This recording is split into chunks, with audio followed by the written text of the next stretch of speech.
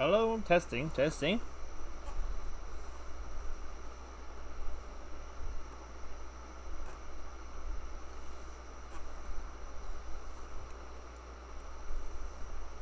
Um, Losing a bit of frames, but better than before, I think.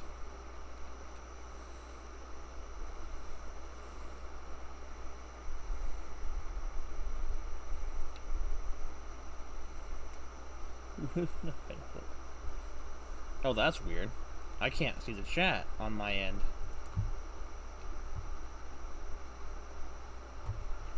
Refresh this page for me.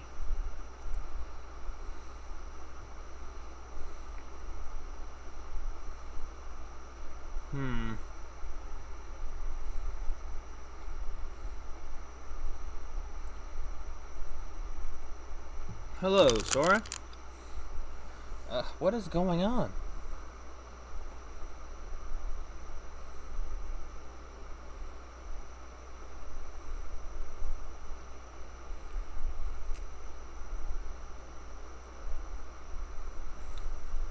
Okay, well, if it continues to persist like this, I think it's probably due to the fact that we're having heavy thunderstorms around Ohio today.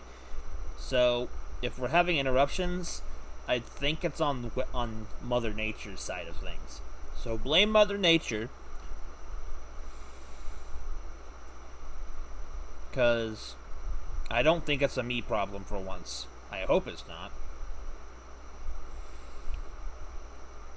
I hope it's not in the sense that I'm not responsible for it not working, at the very least. I prefer to be responsible so I can at least fix it, but it's not the issue. But we seem to be doing fine right now. Let us continue. I don't remember where I was exactly. Oh, I was up here in the...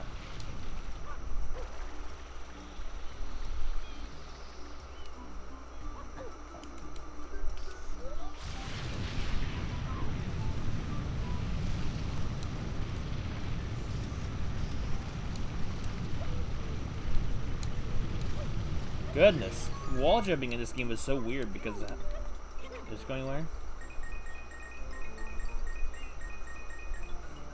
How's Mother Nature?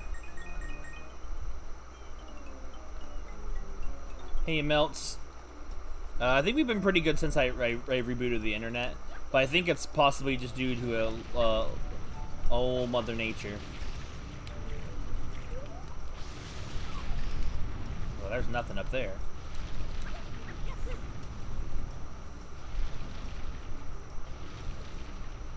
Dio, the yellow bird of happiness.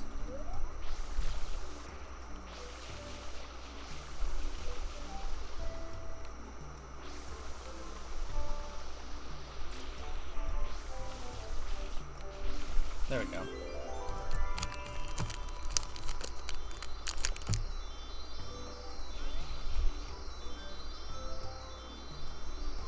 Ah, okay. Then let me restart with our conversation with that, because for those of you who glitched out and couldn't hear it, I asked for everyone's favorite GameCube games, their top 5. I think my top 5, like I was saying, was Pokemon XD, The Gale of Darkness, Mario Sunshine, The Wind Waker, Pikmin 2, and Animal Crossing probably are my top 5.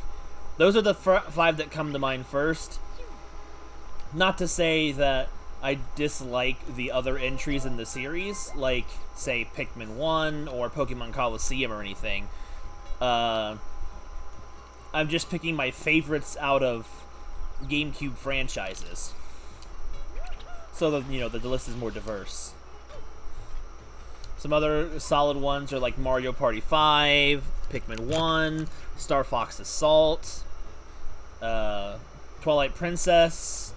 Granted, I think in terms of fun playing and replayability, I prefer Wind Waker's pacing better for replaying as opposed to Twilight Princess's, but Twilight Princess is also still a solid game as well.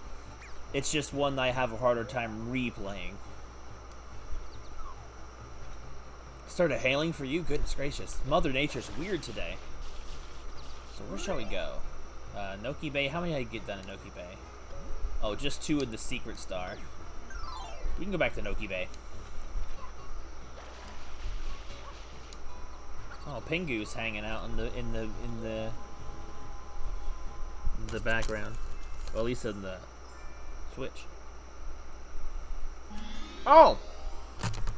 How could I forget Chibi Robo? Chibi Robo's fantastic. I might actually have to squeeze that in the top 5 somewhere. Double Dash, my all-time favorite Mario Kart. All-time favorite. Honestly, if they ever just re-release Double Dash someday with online play on the Switch and added nothing else, I'd be super happy. Or just give it like a Mario Kart 8 Double Dash or something mode. Because there was something about Double Dash's speed and power, its item abilities, like its unique items and stuff for each character. It just made it a lot of fun for me personally. I want to stream Chibi Robo before the year is over. For sure. I've got it. Yes, surely I do have it. What have I got? Well, I answered this polluted ocean problem, of course. And the answer is you. You must go to the ocean floor. Of course, that is impossible for you at the moment. Therefore, I've made an area for you to hone your skills. Boop, boop. Bottle-dee-doo. Where this you can stand around for much, much, much longer. Use that flood to move around and get red coins. Don't overdo it. You're in low on air. There's what you can do. You just grab some regular coins to fill your meter, okay? Now, we get started.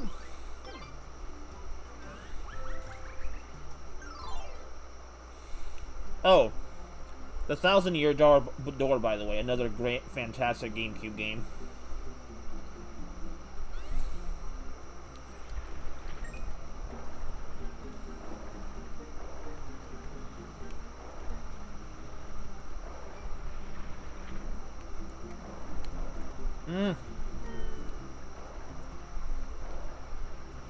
My God, come back. This sucks.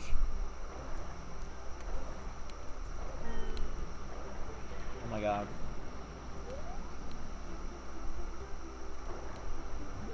Oh my God, I can't see a thing.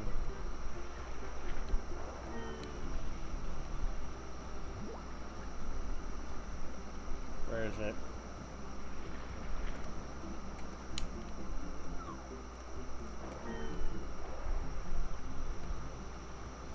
It's literally the first coin.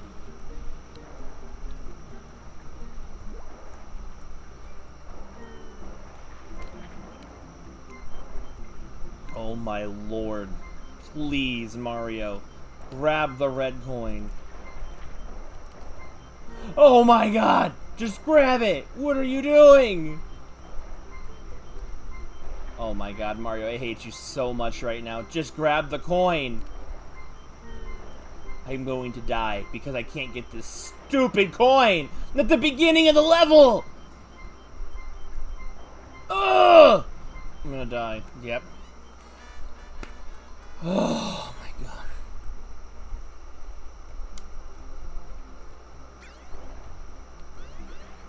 Oh my God!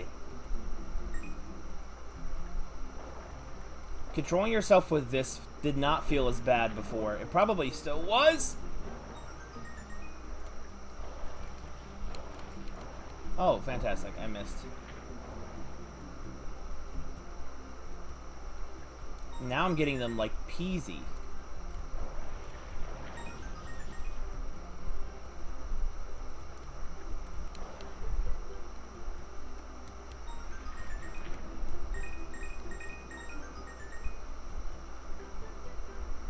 There's the last two. Man, look at that. I got them all this time in less time than it took me to get to die the first time. Probably.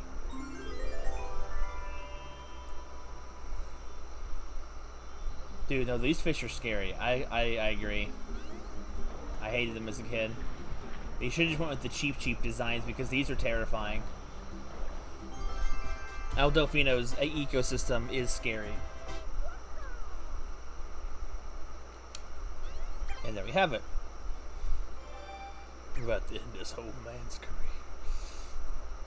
Ah, hello! I'm gonna procure that from you, mister. Shoo. I forgot to grab the hidden book.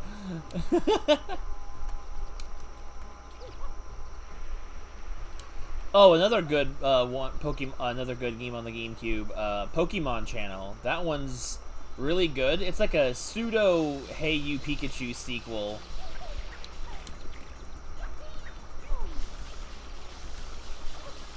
Oh, he just stood there and tanked it just to body me.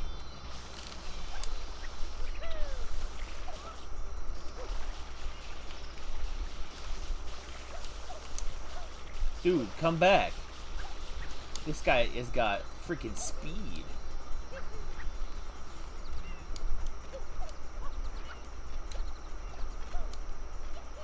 Dude, I didn't know he could come all the way over here with that.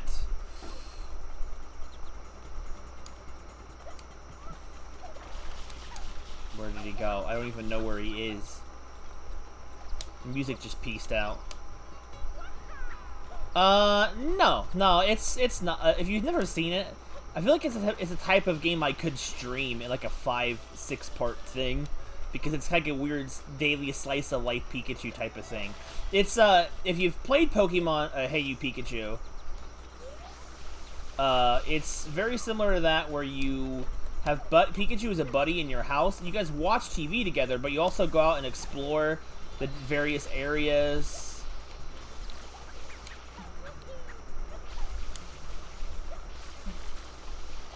Dude, what is he doing? He's not even moving, he's just sliding. Dude, what are you on? And where can I get some? That Bowser Jr. crack.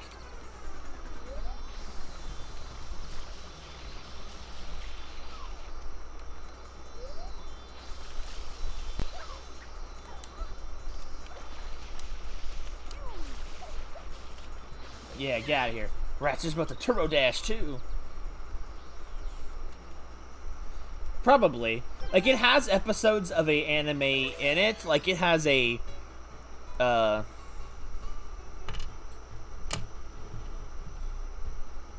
Frames? Come back, please.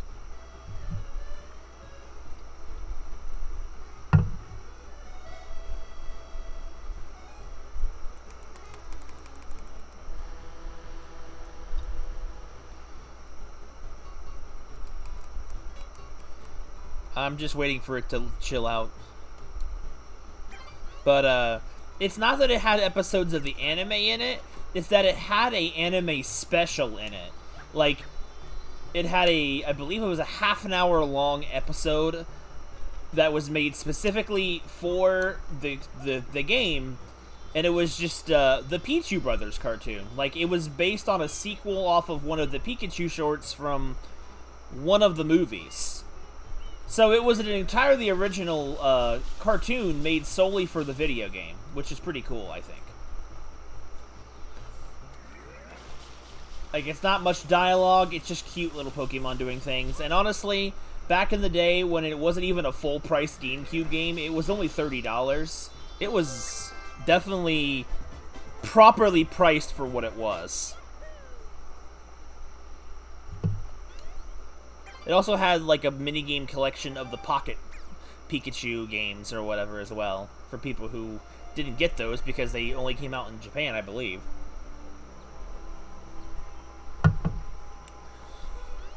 It was also the only legit way in America to obtain... legit way in everywhere but America to obtain Jirachi. Outside of a pre-order disc for Pokemon Coliseum. But, so now we have this. Oh, that's the hover nozzle. The rocket nozzle is the gray one. And it's one of my favorite ones for messing around in because it's just fun to just rocket around.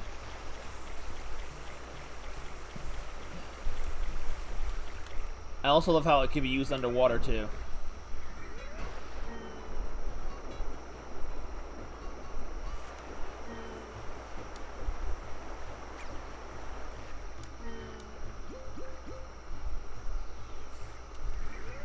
I missed.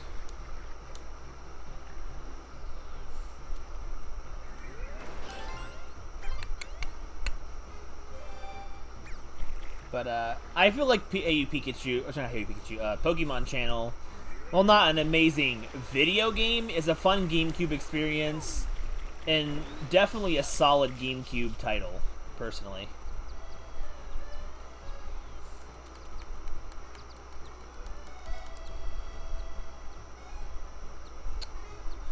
Your power went out too? Alright, Sora, well, hopefully we'll see you back soon.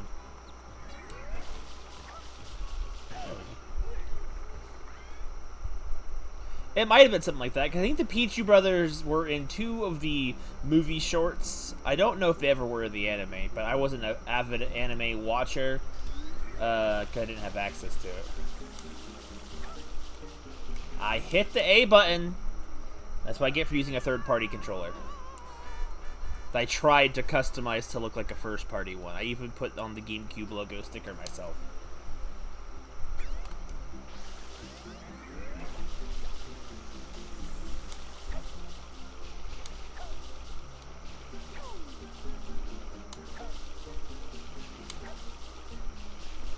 Man, this thing just burns your water fast.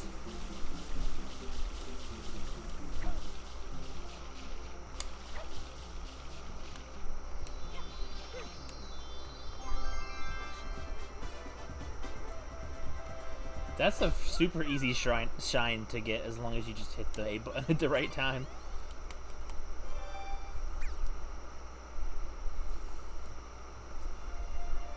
Hopefully by next stream the problems will level out.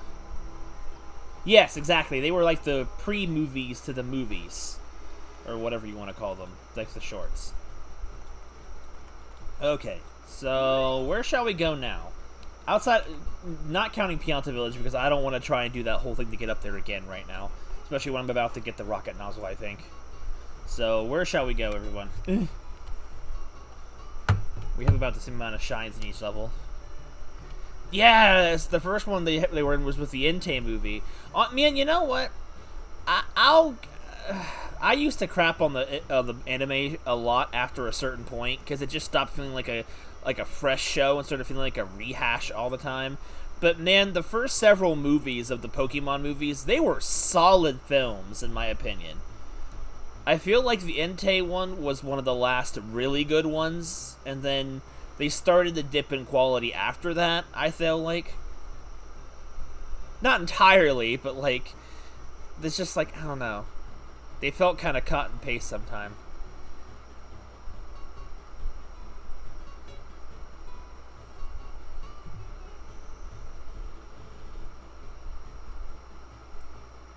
Something like that, I think, Cheeks. Actually, no, there was one in the very first movie that was called Pikachu's Vacation.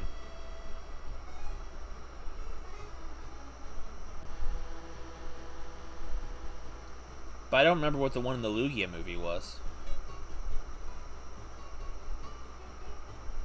Did I get the shines from cleaning the bells? I did not. I can do those. Wait, can I even get those without the rocket nozzle? I don't think I can. I definitely can't get... I can't even get to that one without the rocket nozzle, and I'm pretty sure the shrine... The shrine... The shine... Oh, actually, I might be able to get that one, but I can't reach them without the rocket nozzle. Mewtwo was the first one, Entei was the third, the Lugia movie was the second one, I believe. Let's just go do some more levels and get some more shines, I guess. Let's just go here, right here.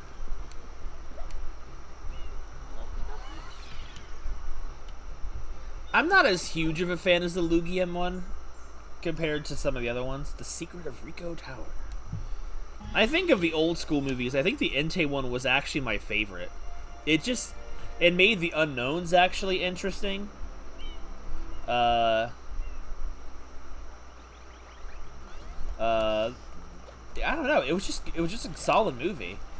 Like the Lugia movie was all right, but I wasn't a huge fan of the fact that the movie had to force Ash to be some chosen one plot character. I get he's the protagonist, but I just wasn't a fan of it. Though I heard later on that the actual writer of the movie and the creator of Lugia, He actually created Lugia without the intent of it ever being a game Pokemon. He created it himself, and it was adapted into the video games later on.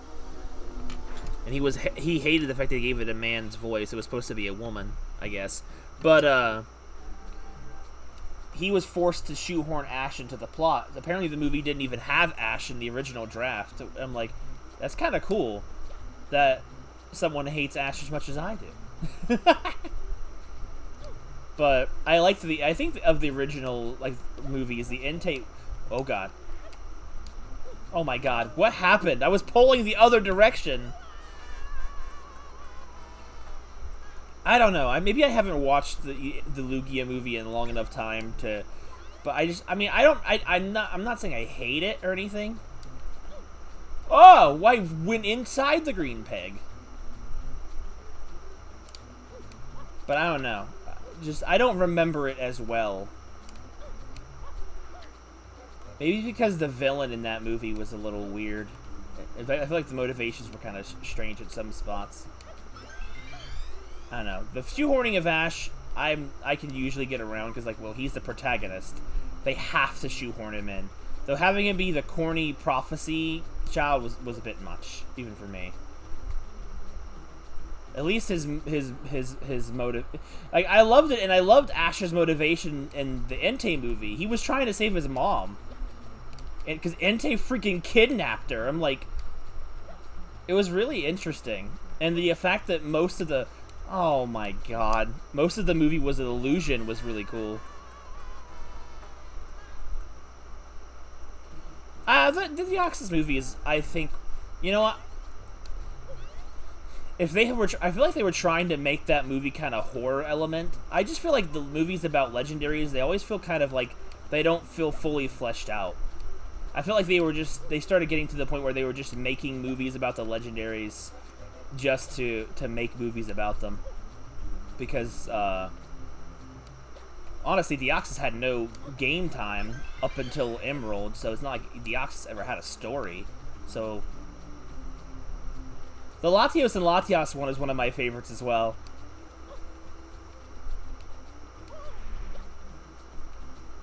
Part of me thinks it's kind of cute, other part of me thinks it's kind of creepy that a Pokemon had a crush on Ash, though. It's not even like a humanoid one either, it's just, I'm an idiot. No, I'm not, I'm talking about, sorry, I didn't make that clear. I feel like a lot of the Pokemon movies after, let's say, what era was it? Somewhere in the Ruby, Sapphire, Emerald style movies is where I felt like the movies were starting to feel kind of phoned in. Like the ones through the Kanto movies and the Johto movies and the pre-Hoenn movies, I thought they were pretty good. Basically, all the movies up to while Misty was still in the cast. It seems to be the time frame. Because once they started using... I don't know if it's because the characters aren't as good. I don't know. I always liked May as a kid, but as an adult, I can kind of see her character flaws. But, I don't know. I feel like they started getting... But then again, the anime itself was becoming less interesting at that time, too, because it just started becoming cookie cutter. So, the anime and the movies stayed as interesting as for about the same amount of time for me. I will look at the chat again in a second once I am done with this part, because I am tired of doing this over again. Man, sometimes Mario has so much momentum. Even as a fan of that's actually a good point. The Lucario movie had a pretty good bit of plot to it. I hated it that they took out Misty too, because Misty was such a well fleshed out character, and to replace her with May was kind of weird, because May didn't live up to Misty. My sister hated May just because of the fact that she replaced Misty in the show, but it's because the developers or whatever, they wanted to represent the characters from the video games in some way. Oh yes, I do, and I love it. I love that. That's like the most iconic secret mission for me, in my opinion. So it's like, I love that it was reused in Mario Galaxy 2. I love that. I love it when they do stuff like that. It also reminds me of Throwback Galaxy, which is just Whomp's Fortress. How did that go through the ceiling? Let's go back in here, I guess.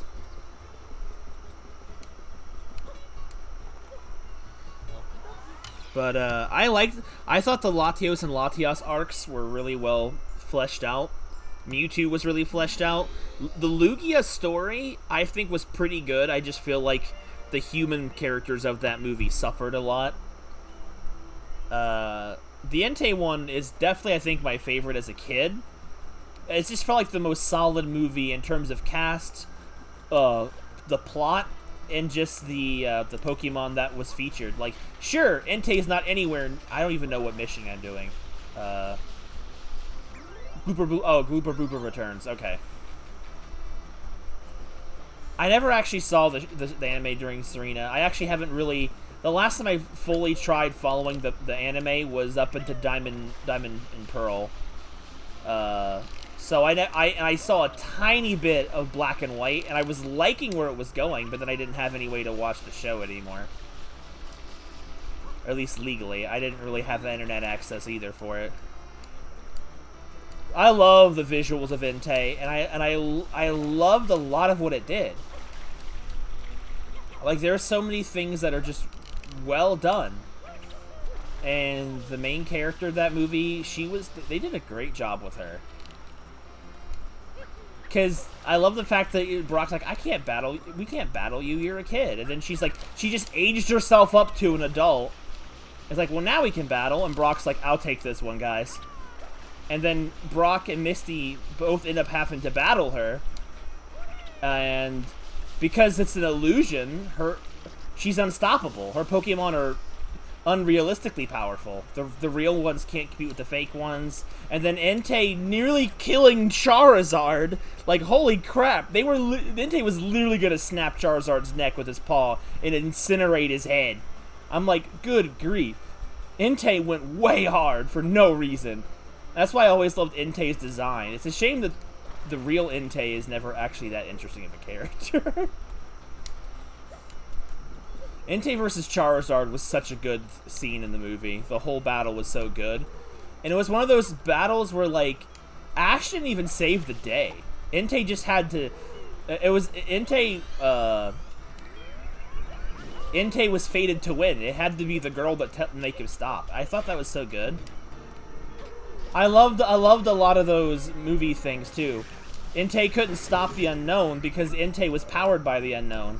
But the only way to stop them was for her to want Entei to stop them. So, this is going to be annoying. I might actually have to break my streak. Come on. What was he doing? I love that line, believe in me if that is what you wish. And then all that she had to say is like, you can do it. And then the Unknown couldn't stop their own power. I love that stuff from that movie. That movie had a lot of good stuff. And there we go. Third time's the charm. Good point, Cheeks. I don't know. And then, I don't remember, the Latias movie was good. The Lucario movie, I think, could have been better. I feel like because the Lucario movie was improperly paced, I feel like I didn't like it as much. I love the idea, but I hated the pacing of it. And then Mew was there for some reason, what I recall. What am I wiping this off for? I don't even need to do that. I also feel like I should be talking to the NPCs more because they're just funny. They're fleshed out characters, sort of.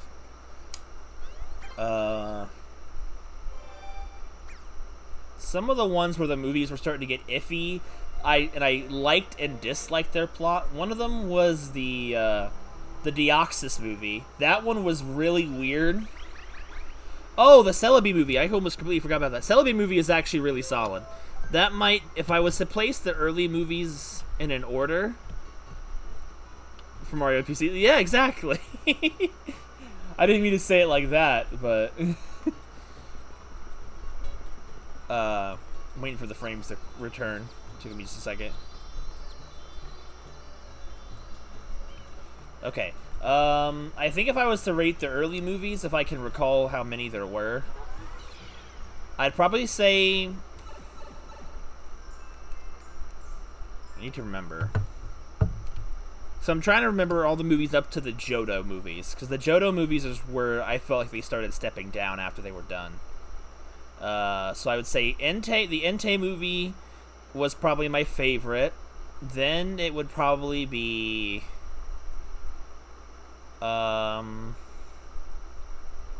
Goodness gracious, the frames, calm down.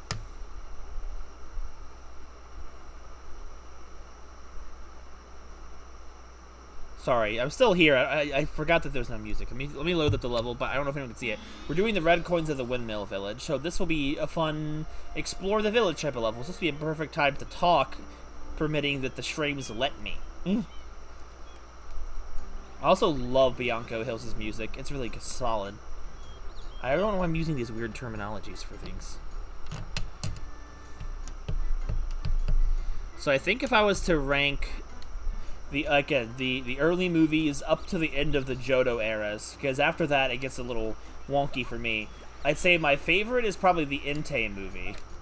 Then I think I want to say Celebi.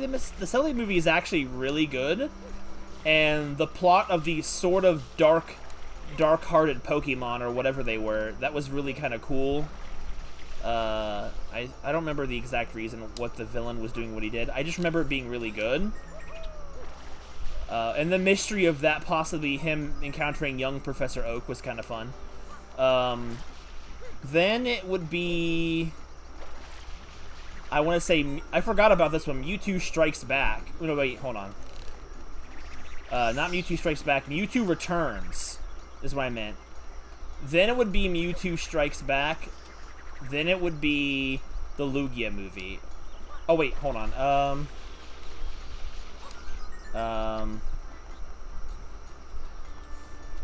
I forgot about the Latios movie. Latios and Latias goes...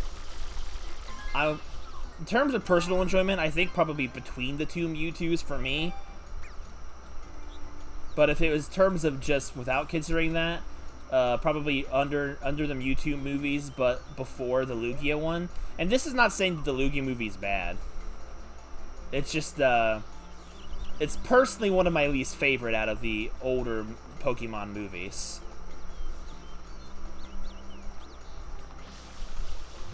I feel like the old Pokemon movies were done better. But then again, I also feel the same thing about the anime.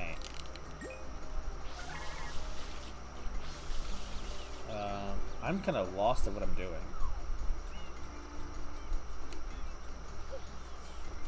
I can get over here. So I think those are all the Kanto and... Well, there's only one Kanto movie. But, I think those are all the Johto movies, unless I'm forgetting one. Yes! That was one of my favorite parts about Mewtwo Strikes Back. Or Mewtwo Returns, whatever movie title was. The fact that Giovanni was the main villain is so good and something the show had never really did enough of. But the movies tried to keep the oh my god, get up, Mario. The movies tried to stay apart from the anime while also still using the anime's material. If that makes sense. Giovanni was a great antagonist. Oh,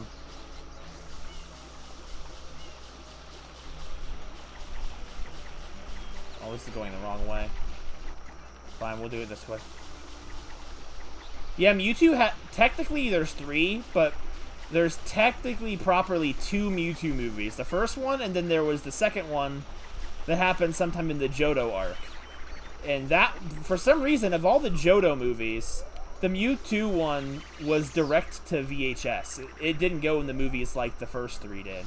I think Mewtwo was the 4th Pokemon movie, or Mewtwo 2 was the 4th Pokemon movie, if I'm not mistaken.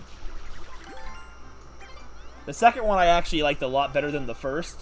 Though I will contend that the second movie, or sorry, the first movie, is a better standalone story, and it has better story beats. And it has a better character arc from Mewtwo, but I just loved the return of Mewtwo. Because it's just cool seeing him again. Yeah, that one was like the first one, and it's like the iconic one, and it's still a really fantastic movie. I just, as a kid, I personally enjoyed the second one better, but I'm always been weird with that. I always tend to enjoy sequels, depending on how they're done, more than the initial movie. Like, that's kind of how I am with the Shrek movies, for example. Pokemon Ichi... Wait, what movie was Pokemon Ichi... Oh... You mean the remake movie? Oh, no, wait, no. You mean the movie that was the retelling of the beginning of the anime, right? I wasn't even considering that. I've never seen it. What were the next movies? I don't remember. I think the first Hoenn movie, I think, was Wishmaker Jirachi. I think so, because it was the early stages of Team Magma being referenced early on. Like, Team Magma wanted Groudon, which was their goal in the game and the anime, and they wanted a scientist to recreate them a Groudon, and he couldn't do it, so he made like some creepy, genetically created monstrosity Groudon created from Jirachi's wish power. And honestly, the Wishmaker Jirachi was like, it would have been a solid special, but it was like not a great movie that stands alone. Where am I going? Where's the, oh, there's the red coin. It was one of those movies that did another one of those Mei, the maternal characters. They seem to do that a lot. For as much of a sort of tomboy I felt like Mei was portrayed to be, she had a lot more motherly roles than Misty ever did, aside from Misty and Togepi. That's like their defining thing. I mean, I can't argue with you because I've never seen I Choose You. I can't say anything on it.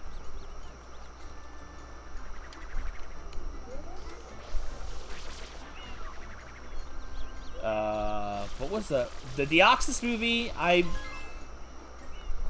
Also, I will say that Groudon in that movie with Wishmaker Jirachi, that Groudon was terrifying. Like, the fact that it wasn't a real Groudon, it was just a monster that was absorbing anything, was terrifying, especially as a kid.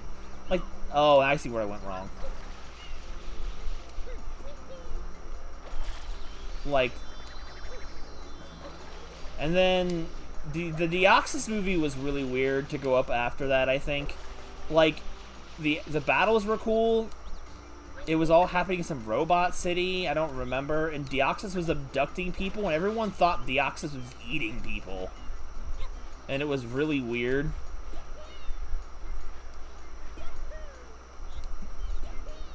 And it's had a pretty forgettable supporting cast of what I recall in that movie.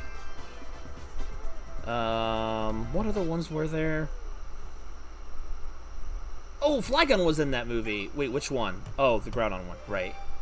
Yeah, Flygon was in there, and that was before I even had seen any... There's the rocket nozzle. Yeah, the Wishmaker Jirachi movie was my very first introduction to anything of Gen 3 Pokemon. So I didn't know anything about anything. I didn't know how Team Magma was relevant or what they were. I didn't know what Groudon was, so I didn't know if that was inaccurate or not. I didn't know anything about it. I don't even think I knew who Max and Mei were at the time, other than knowing that they were Misty's replacement. But I think that was my first introduction to them, and it wasn't a terrible introduction, but you know, it could have been better. The movie was like okay. And then the Jirachi, the Manaphy movie, I think, was next. Where'd he go? Where's he going?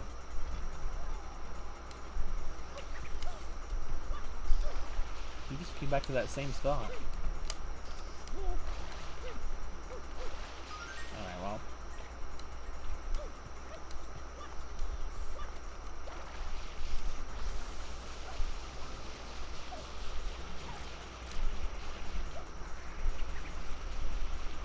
That was way easier than last time. Shoot, I just about the rocket jump, too. Alright, Melts. The Jirachi... Not the Jirachi, the Manaphy movie. I enjoyed the Manaphy movie, or whatever it's called. It was just more of maternal May. And I don't remember the plot being too complicated. Also, it had the Pokemon Ranger in it, right? I think there was.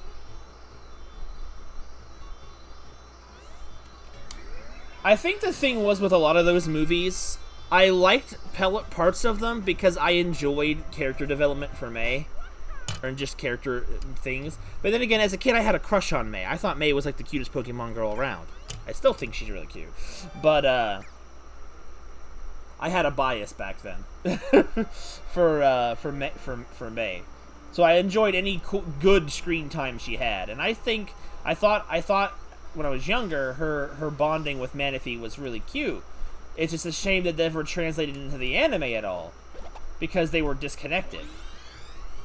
What other movies were there from the Hoenn region? Were there any others, or is that it?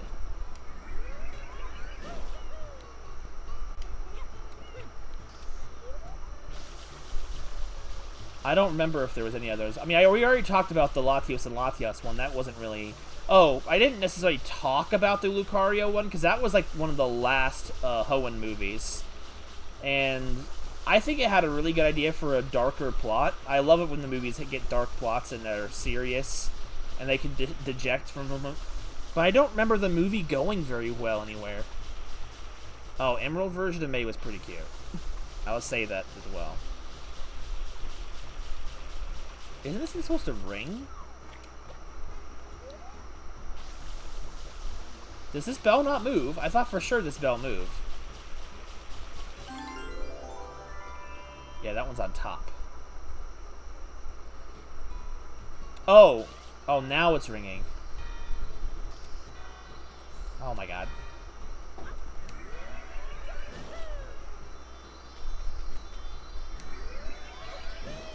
What? There we go.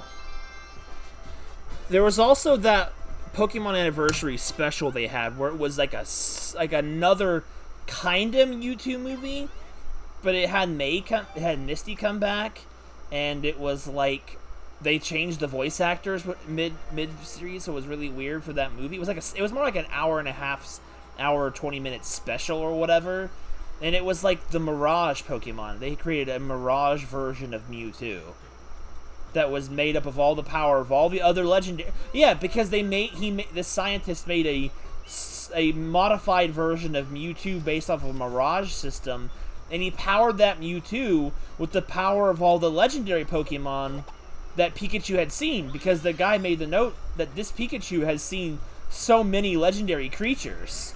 And I'm like, that's a very good point. The fact that he created a Mewtwo with the power of all the legendary Pokemon was super cool. I will say that it's kind of corny that what beat it was a Mirage version of Mew that was completely weaker. But, you know, neither one was even real in the first place, so it didn't matter that much. But, like, that was one of the last, I think that was the last Hoenn special thingy. And it wasn't that great. It was cool to see Misty again after so long. Because, you know, whenever Misty came back, it was always full of fan service. But it wasn't a really good movie.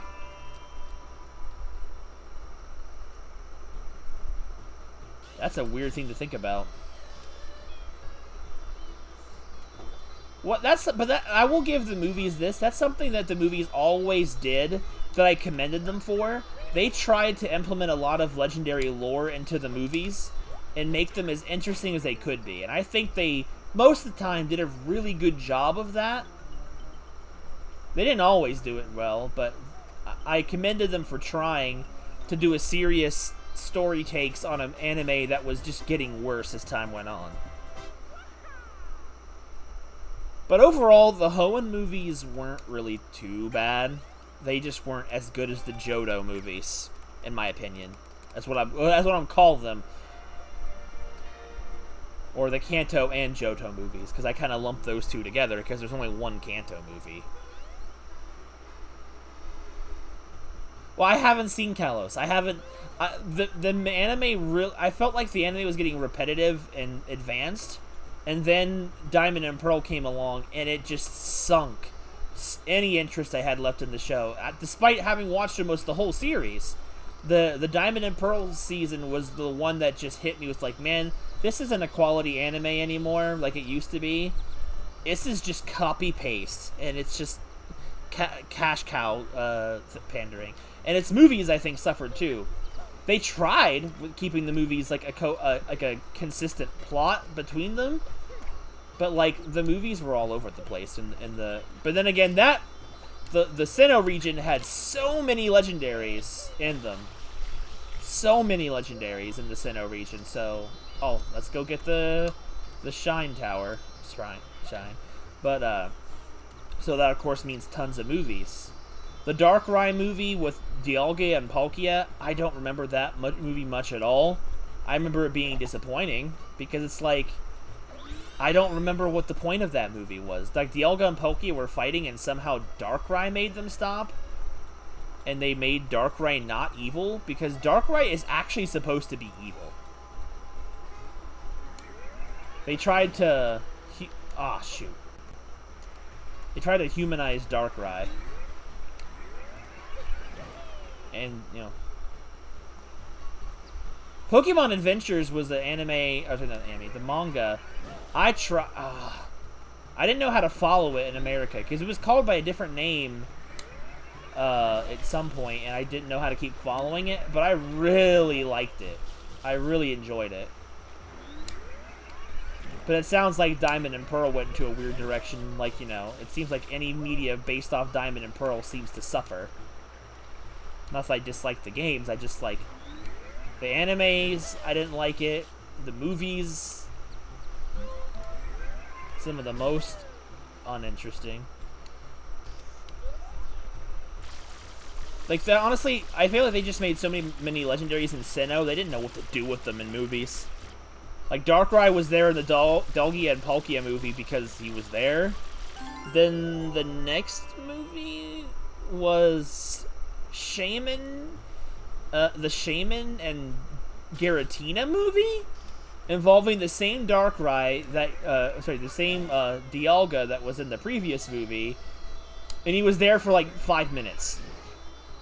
And he disappeared, and somehow Shaman has to stop Giratina, the Pokemon Satan, and then they just threw Regigigas in there for some reason. I'm like, the Sinnoh movies felt like it was just a collage of legendaries. But I don't remember. And it was just a typical, escort legendary Pokemon to point A, from point A to point B movie, which is what a lot of the movies were turning out to be. Like, it started with it did it with Jirachi, it did it with Manaphy, then it did it with Shaman. Any legendary that's small needs to be escorted like a little princess, or prince, or whatever the heck the gender of the Pokemon is to that day of the week. And then I think the last one that was in that region, if I remember, Regigigas. I love that. I love that meme with Regigigas. My body is ready. Because, like, I love that edit. It's so funny to me. Where shall we go? Why don't we go... Rico Harbor, Banco Hills, Gelato Beach? Maybe Gelato Beach. Serena Park. Let's go to Serena Beach.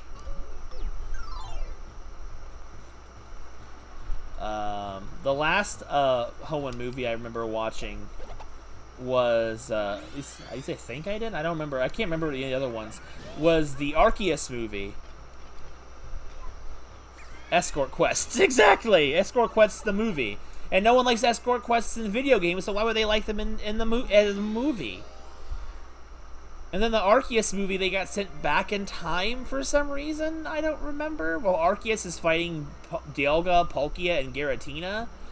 And then in the past, Heatran's there for no reason. He's like a guard, but he's a legendary Pokemon that doesn't have any story bits at all to him. He's just there. And I don't even remember the plot of that movie. They were trying to save Arceus from the other Pokemon gods or something? I don't know. I don't remember what the Arceus movie were. I only saw it once. I never wanted to see it again. It just felt like another get the legendary into a movie situation because it exists, but it's not in the games because some nonsense. What do you have to say, sir? Day of relaxing by the sea, just watching Triple J. I always love this mission because it's just exploring the hotel. I love missions like that. And then after the Arceus movie, forgive me, the only movie after that I've seen is the third Mewtwo movie where they added a new Mewtwo, a female one for some reason, that can Mega Evolve and had a problem with Genesect. Because Genesect was also Pokemon created in a lab, much like Mewtwo was. It was a cool comparison, a boring movie in terms of plot stuff, because I hated how they butchered Mewtwo.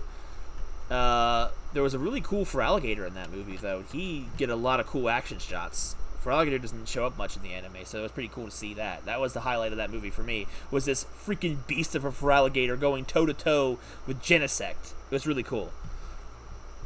And seeing Charizard again was cool too, I guess. I guess Charizard was back in black and white. I don't know. I didn't watch it. And that is the last Pokemon movie I've seen. I don't know what other ones have been made. I almost saw the Hoopa movie, but I don't know anything about that. Where's the text-to-speech at? Excuse me, but if you stand there, I can't see the sunset. I love how you have to get in front of them, too, to talk. Oh, beautiful. I'm so happy we came. Oh, there's these people. Sir, what are you doing? Oh, ma'am, what are you doing? Oh! I'm trying to talk to you, ma'am. The sunset just made me want to run with wild abandon. Oh, Pianta lady. It's about 45 steps from there to there, what you say? Where's there and where's there? Excuse me? So yeah, as the series got worse, I feel like the movies got worse, so therefore I stopped paying attention to both. We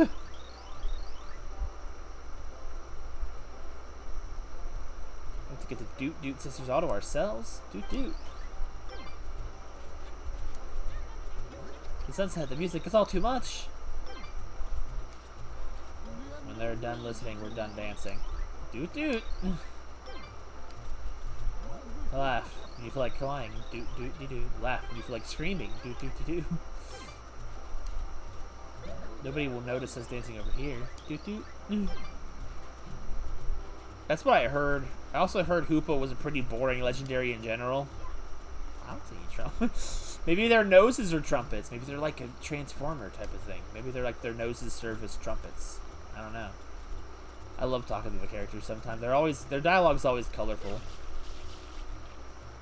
I keep glancing over to the chat and I keep walking to the pool. You're out for a leisurely stroll?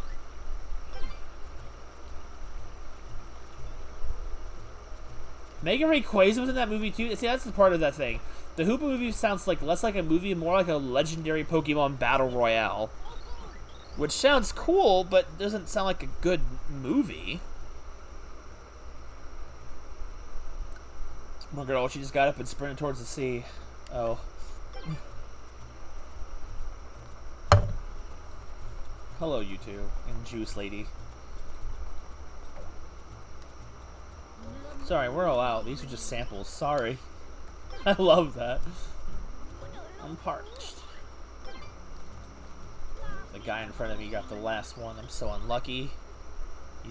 I know, Melts. This is what I'm saying. After freaking the Hoenn movies, they just started falling apart and feeling like fan fictions rather than solid films. Like, here's the thing. Most of these legendary Pokemon have the backstory to have a very interesting story. And the screenwriter's just like, let's just cram them all in there and show them off as many times as we can. They got really bad. I don't know if the other black and white movies were any good, or if the X and Y movies were any good, or if the Alola movies were any good. I know he hasn't got the Galar yet in the anime, so I don't know anything about that, if we've had any movies or not. So I don't know if any of them are any good. I haven't watched any of them. Like, the newest one was the Genesect and Mewtwo one, and that one was, like, such a great idea, But they chose, rather than to bring back the classic Mewtwo and find a way to make a cool story out of classic Mewtwo interacting with Genesect, they just got a new Mewtwo with a new backstory, with a new hatred for humanity because they needed him to hate. They needed Mewtwo to hate humanity to relate to Genesect, and they just assumed like, oh, it's been like 10 plus years since we had the last Mewtwo movie. The new fans, the kids, probably won't even know what Mewtwo is, so we gotta make a new Mewtwo for them.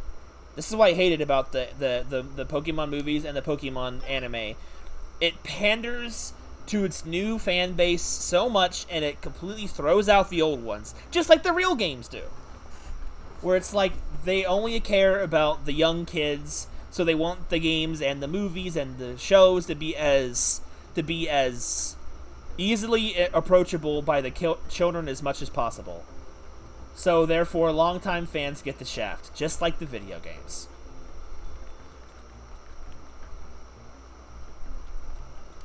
Oh, Zeraora, I forgot there was like a movie with that, right? Pineapple. You have to get on the table to talk to him. We're going to each egg grab today. Who could we belong to? Ah, by any chance, is this yours, Mario? I mean, I guess it's technically mine. So now we gotta search the hotel.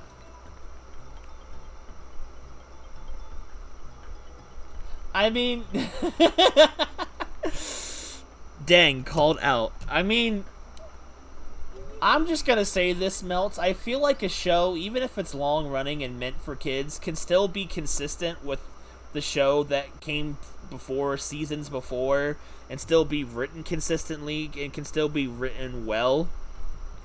It doesn't have to be boring and cookie cutter and inconsistent with its history just because it's for kids. Is that a fair thing to say? I can understand that if it's written for kids, certain things can be dumbed down, but kids aren't stupid. Like, I grew up with the Pokemon show as a kid too, and it was written completely differently. Like the when it was trying to be funny, it was funny. When it wanted to be serious, it could be serious. But it just felt, but a lot of it nowadays just feels boring. Like, not that, just very little personality to it. That's a good point too, Cheeks. Oh, I love this here. Hello, lady. Eek, what are you doing in here? The men's room was on the other side. I love that. I don't know why I'm having fun talking with the characters. These missions are characters are fun to talk with. Citadel is outfitted with the finest auto lock system available. Security here is top notch. No reason, but we do have trouble getting around, however. Auto lock? What, the doors? I don't know. I'm not trying to sound like I guess I am complaining. I'm just, yes sir, give me all your fruit needs. What'll it be? Pineapple, sir. Pineapple? Oh, that's odd. I had some this morning. Where's the apples? Where's the grapes? Where's the strawberries? The watermelons? You can meet all my fruit needs as long as it's these 4 fruit. Yes? And I'm sorry, I don't know what reality you live in, sir. A coconut's not a fruit. Actually, I don't even really know technically what a coconut's classified as, but it sure doesn't seem like a fruit. Maybe that's just me. I don't know. Maybe I'm completely wrong. Technically, a banana's a berry. But I think berries are technically fruits anyway. Coconut is a fruit? Okay, maybe I am dumb. I just assumed a coconut is like a nut. It has the word nut in the name. My brain always associated it as a nut. Especially when it's just basically a rock with a shaving on the inside. Oh, I had to hit the B button to open the doors. I forgot that. Hey, that's Sparkle. Could be a Shine Sprite? Sir, let me get the Shine Sprite. Hey, you don't allow the pool without proper swimwear. Oh my goodness. The artificial blocking. A fruit, nut, and seed? I hate food classifications. There's a false panel somewhere, I think. I don't know how I found this as a kid, but there we go. Nice. I don't actually remember the proper way to do this level, but I get a really creepy vibe from this weird painting. But you know what I find even creepier than that? Imagine how you got in here. this. I love this stuff. The writing in this game is funny. This little lady. What the heck? I don't remember that.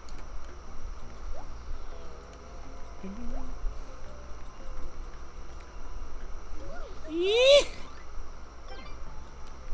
Sir, come back. Calm down. Suddenly a ghost came out of the closet. Don't have no fear. Ghostbuster Mario is here. Where did my coins go? Did I? Oh, I got that in one try.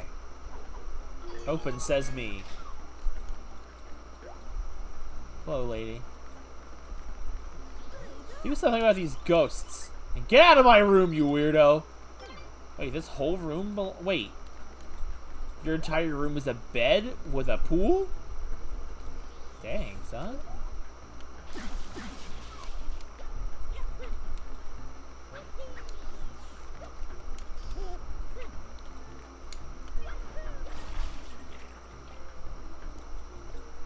Wait a minute, where'd you come from? I'm calling for help! I know, I love it. I love it. I'm calling for help. I can't see. I don't think I have seen that particularly.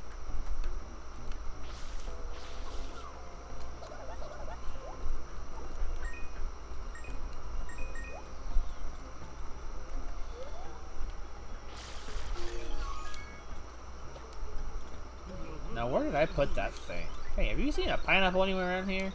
No, but I'm trying to find out myself. What's in here?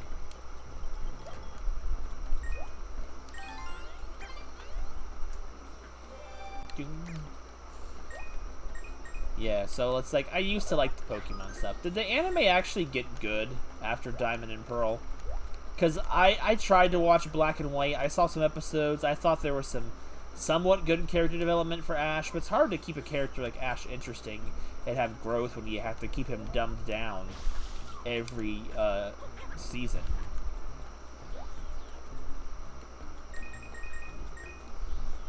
Like, I don't know. See, I think it bothered me is like the fact that the anime's stories always felt like the story arcs in the anime felt like they kind of sucked. Oh no, Gake! You were a pineapple.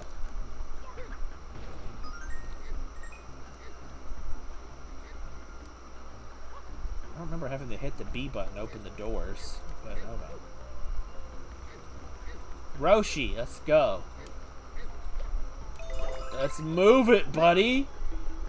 Hello. My apologies, but the casino is not open for business quite yet.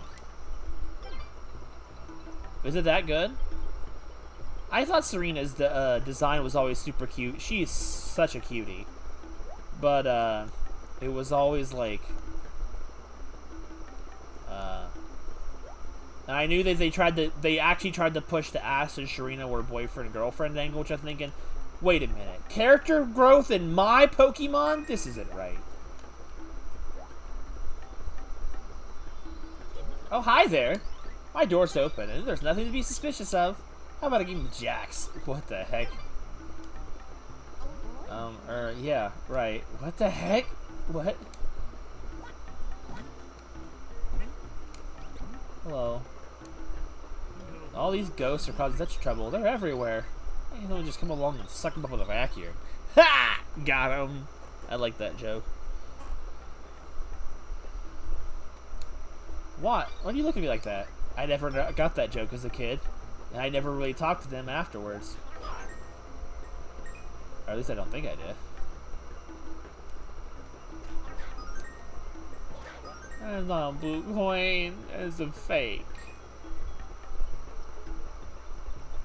Maybe I'll say maybe I'll watch it sometime. I ain't gonna promise anything.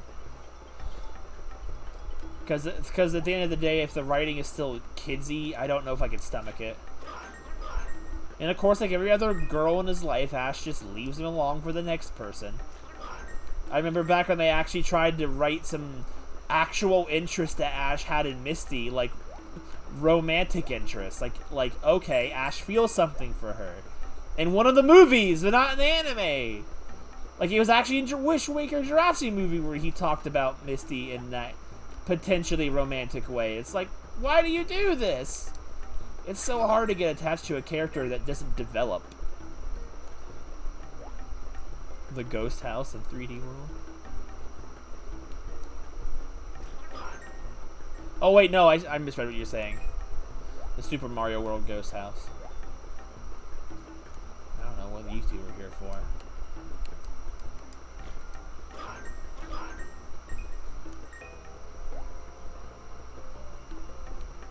I feel like I need to figure out where the...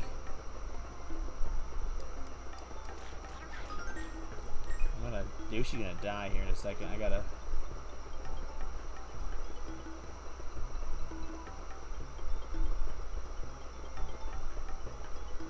A proper finale to the series? Don't start, I'll be ranting all night. Well, you're lucky you missed it. But don't worry, I already kind of feel like I said that I felt like Misty was just best girl anyway, because she was best written.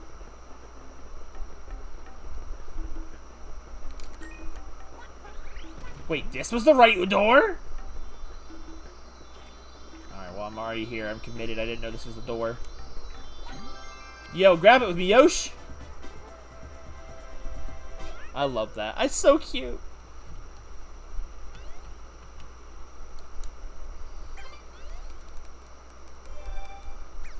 But, what I would say probably be a proper finale to the series... I would actually say Ash becoming a Pokemon champion or master or whatever the heck the show calls it nowadays. Basically Ash winning and kind of like actually achieving his goal. I know he technically, I heard he did in not Kalos, Alola, but like, was that even a real Pokemon League challenge? I knew the story of Alola is that it had no Pokemon League, so was the anime like that?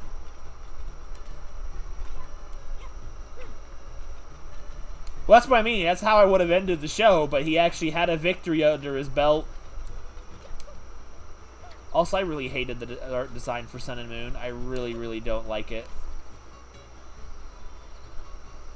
That will require plot development. Exactly. The show is bad at that.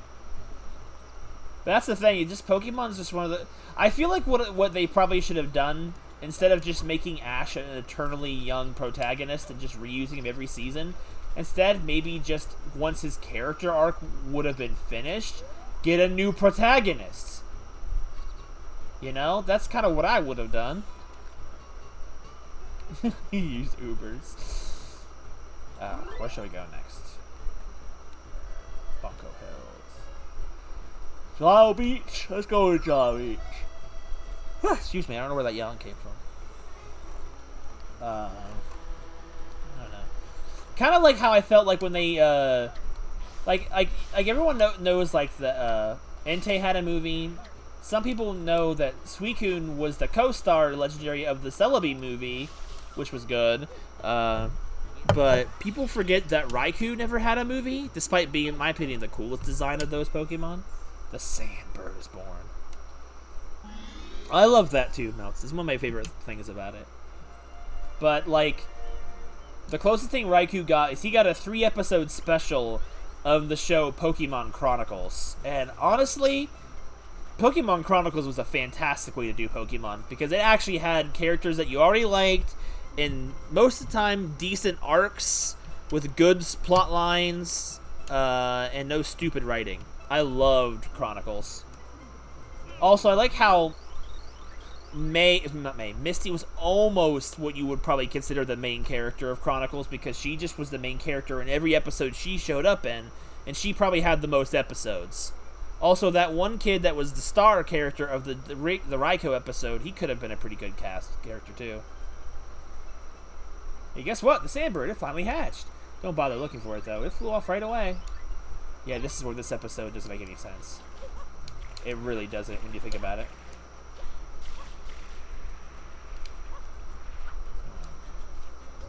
Big fat caterpillar is finally gone. Whew! Now I get back to tending my dune buds in peace. I loved Gold and Silver, but he had the names like Jimmy and Serena, San Cabana, close to that. I love this guy. I love the Sunshine, but ooh, is it ever so bright? Here, little man, Professor Sunshine, they're cool. You're styling now. Come back and talk to you. You don't need him anymore. Yo, look at that. Look at that man. Jamaican accent. Yeah, I could have done that in Jamaican. I'm gonna take off. I'll leave the sunshades on for this rest of this mission. But man, you notice it more in HD how dark this game gets.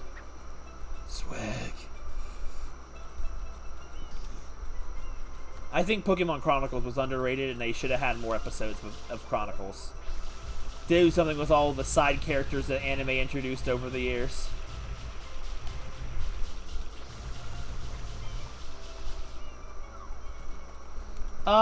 I think a lot of it stems from difficult platforming as a kid mentally scars you for life. It's not a hard level. I think it's just kind of Mario's little weird traction that makes the level difficult. Because precarious platforming in this game is difficult. Oh no.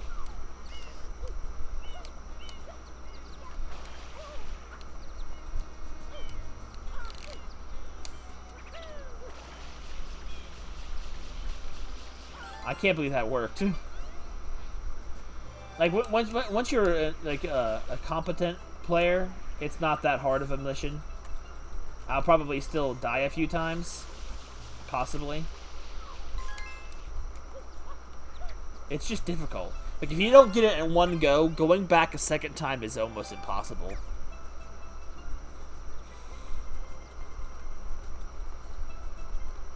Hello, everybody. I want to slide down and dive onto that platform down there. I think I might be able to bounce from that right there into the hole. This kid keeps talking about jumping into that hole down there. It's unsafe, huh? It's impossible. Huh? You could do it? You know, I was a pretty wild child back in my day. Even so, I find myself yelling at kids to quiet down! Why did that have to do with anything? I want to talk to this child. Yo, kid. Oh my god, I can't. Stay still. Sliding down the patch of odd-colored sand, there's tons of fun. But I think sitting here enjoying the view is nice too.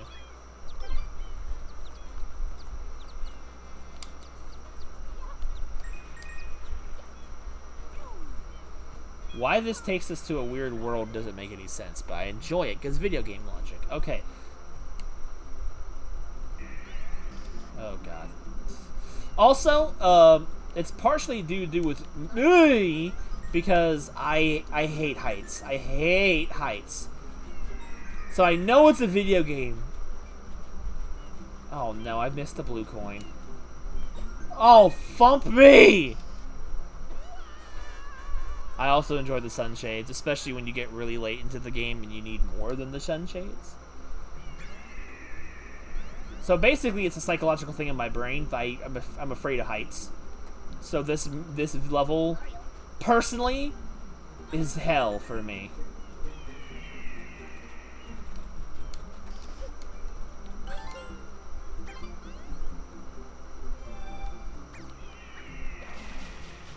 I'm gonna try and not miss too many. Oh, it's a life. Never mind. Too many blue coins. I don't want to have to come back if I don't have to.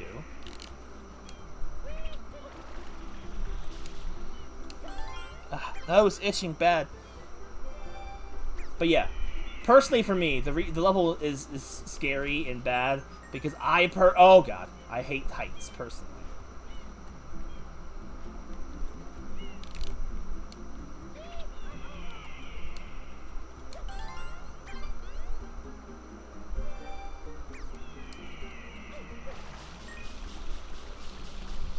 I can't agree, Cheeks. I can't. Oh, the fact that that tower is there to give the depth is just, it's so rough for me personally. I detest it. Detest it.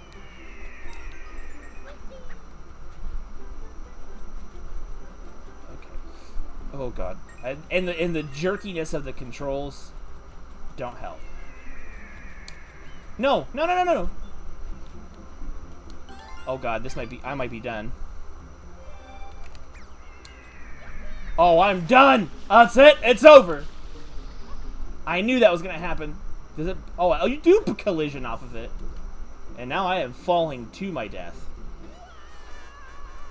I mean, I can't swim, but I'm not afraid of this water the same way I'm afraid of heights. I think I might have told this story before, but, you know, for the sake of talking about something, grab the coin, Mario.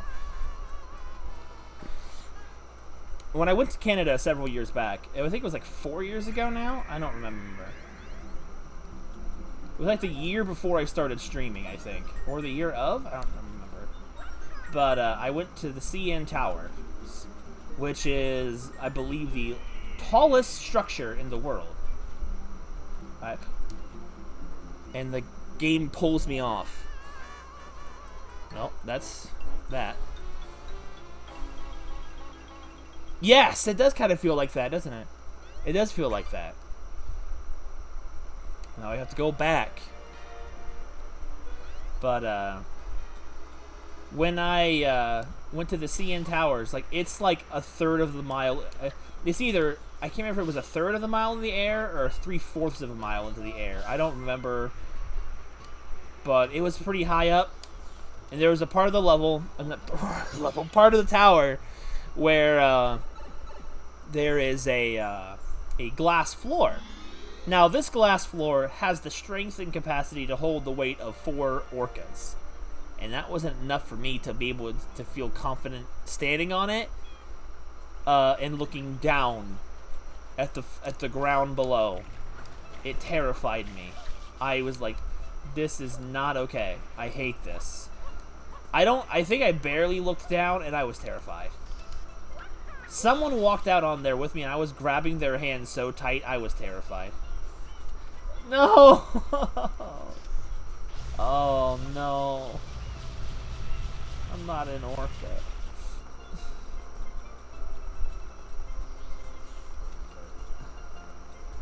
I see through it. It has the strength of a twig.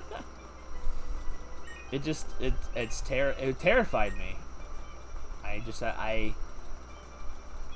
There's a reason why they call it an irrational fear of heights.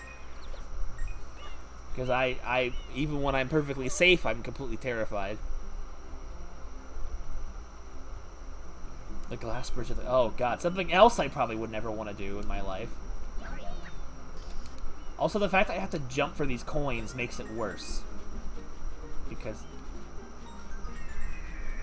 I guess, and the thing is, I thought I would be terrified of Mario Galaxy, but the thing is, because Mario Galaxy has its own gravity, most jumps are completely safe in Mario Galaxy. They don't give me that risk of falling that this does.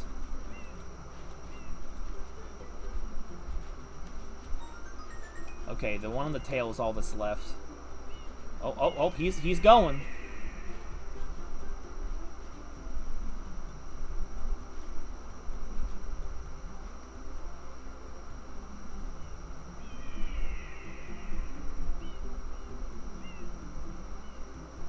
This is a very creative level, though, to be honest. It just makes me feel so uncomfortable.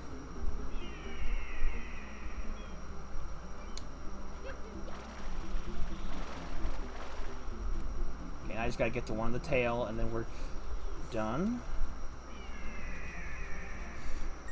Okay, because the last one... Oh, God, he's falling off. Okay. Now we just need to make it to the top. I think that was all the blue coins. I really hope it was. It seems like it. Oh, God. Oh, thank goodness. Is that it? Was that it? Okay. That's actually way shorter than I remember it being as a kid.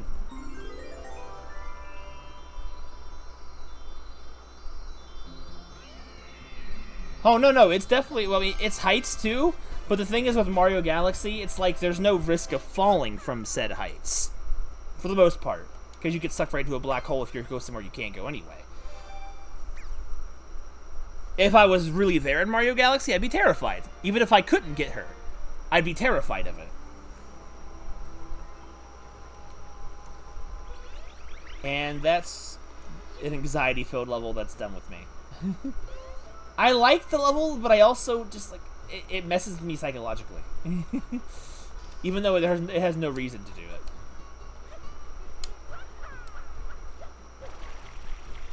Was there something on one of those? I feel like there was.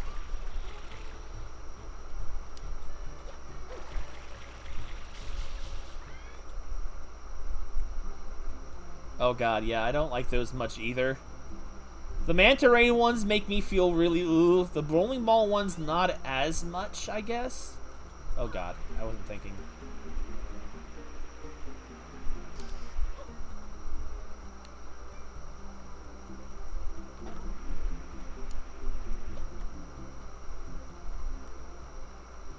Never knew if you're supposed to jump these or not. That's how I've always done it.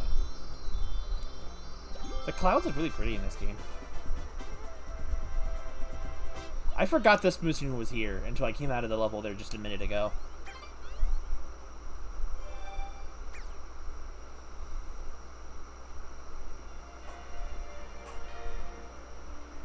I think, honestly, that's why I was so afraid of the Sandbird one as a kid. I had such a hard time beating it. Because, one, my fear of heights was even worse back then. And the fact that I just wasn't great at platforming. I don't think I ever even finished Mario 64. Maybe I did. I don't remember if I think I might have actually. I never completed 100%, but I did finish it. And for that reason, as a kid, my least favorite level in Mario 64 was always Rainbow Ride. Because of the heights problem I had. Now, as an adult, Tick-Tock Clock is my least favorite. But that's because I just think most of that level design sucks. And it's just a giant pit that can kill you at any point. But I appreciate the challenge it gives. Oh, I never did that over there. I never did...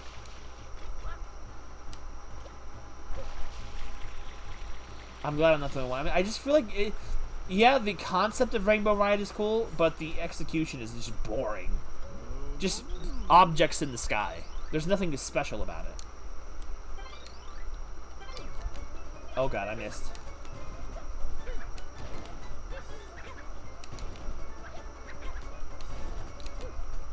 Oops.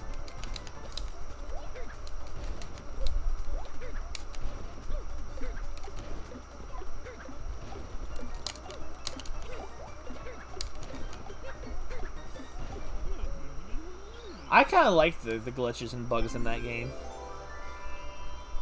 The only thing I don't like about this area is I never know when I'm done.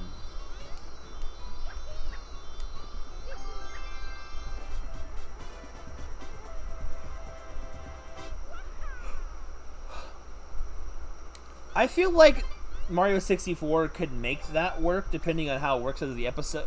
Because Mario 64, while it has those episodes, only a couple of missions need you to pick specific ones. Other than that, you can usually manage to do everything in any mission. I think it would work fine for Mario 64 because it gives that Banjo-Kazooie type of vibe. Let's just do this one, I guess. We're right here, I suppose. But,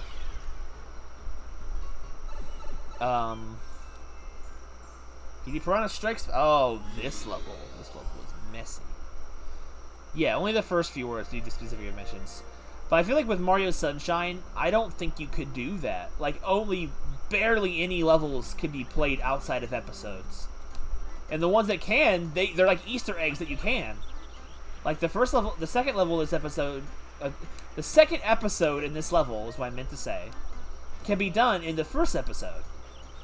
And the guy actually comments about the fact that you're not supposed to be here right now, are you? And I love that. It's funny. It's only a hologram. I'm not gonna clean every single thing in this level. Oh man, that fat piranha plant. Why are the piranha plants one of the only enemies in this game that return? Only piranha plants. Like, no Goombas, no Koopas. Nothing. Just piranha plants. I guess what would you do other than a piranha plant, so. Oh, I guess Pokies kind of come back, but...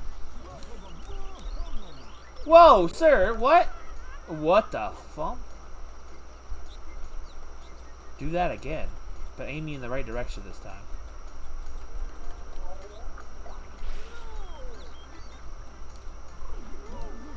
I know you want just by the look in your eyes. Have a nice trip! Hurry! I love that.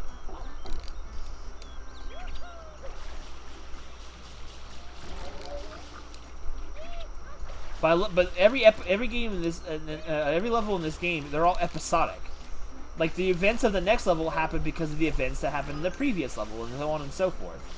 I love that type of quote-unquote storytelling in the Mario levels. Because the story is boring here. Like, it's just... Well, not being not boring, but, like, it's basic, is what I meant to say.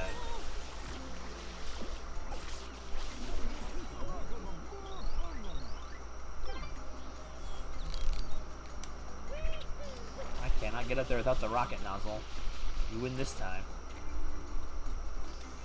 I think that's what helps me enjoy this game more than other Marios, because it just feels like something's happening no matter which level you're in. Wake up, buddy. Magic brush. That would be kind of cool if they were.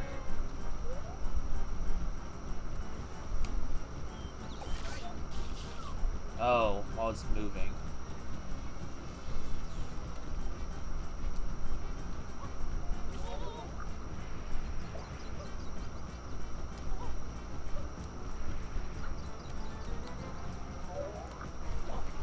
Oh, come on. Oh, you have to spray him? I thought for sure. I thought I always had to hit him with the balloon boy, or whatever those things are called. I thought that was the whole point of their introduction as a kid. I never knew you could just knock him out of the air with a regular attack. I was trying to bounce on him so I could get a water bottle. Dude, I'm going to die.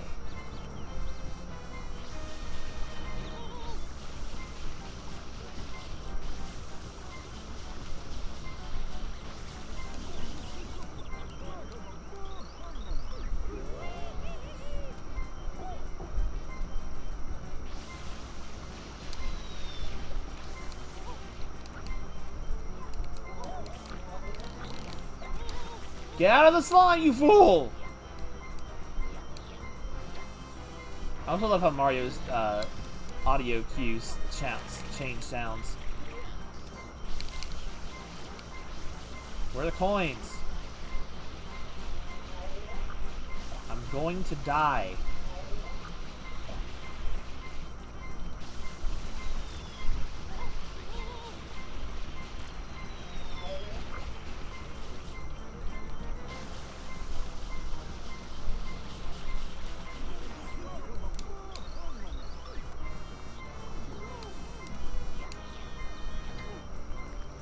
Piranha plants, that's true.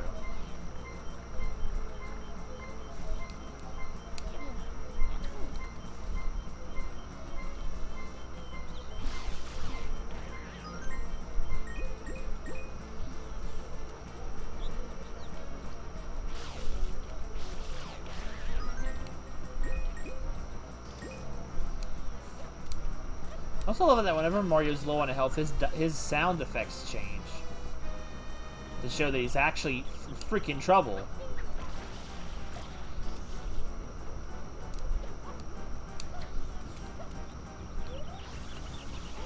Getting knocked out of the air.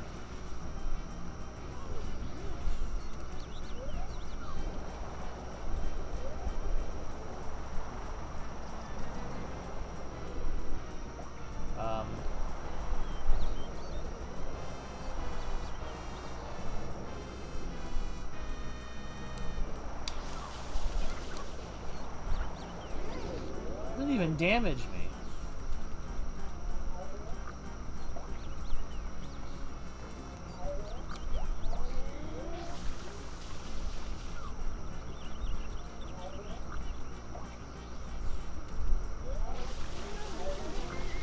Stupid freaking blobs.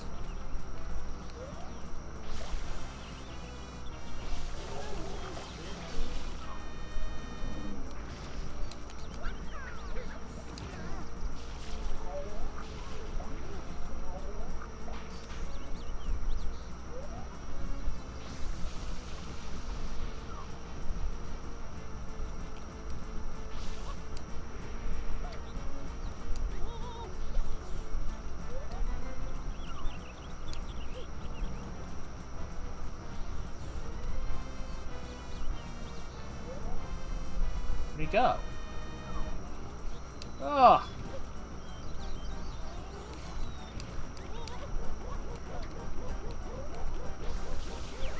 Sit your behind back down, son. That was my fault.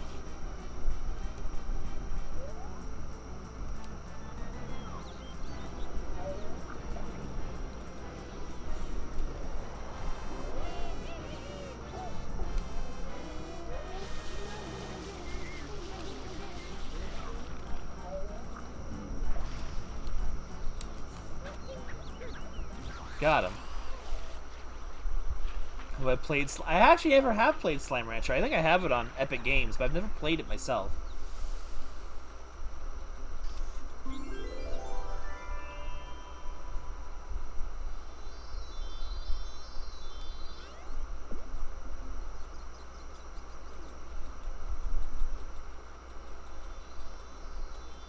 Yosh. Oh, the pig disappeared. Yeah, they announced it today. There was some. I felt like, well, I feel like what determines a good indie is not like a necessarily visuals, but just how fun it is to play. And indies are always really fun to play, but you never know how fun they are to play by looks. So for me, usually looks don't sell me on indie games, if that makes sense. Maybe I should try it sometime on stream. I'm never sure which games I should stream. I'm always afraid to make the wrong decisions. Like, for example, I know that RPGs are quite a time sink for streams, and they're not always great things. But at the same time, I always like playing them blind on stream and going on an adventure with everyone present.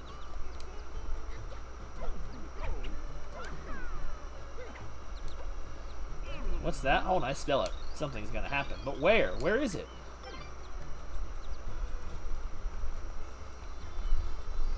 That new one they showed at the end of the Indie Direct that was being made by Cuttlefish looks really good, though. I don't know what it is exactly, but it looks good.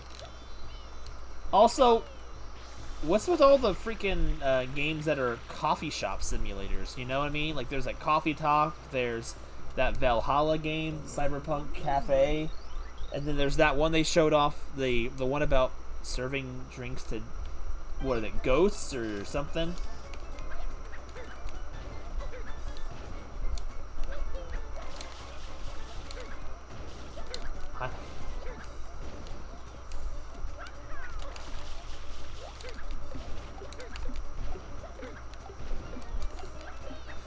They do sound nice.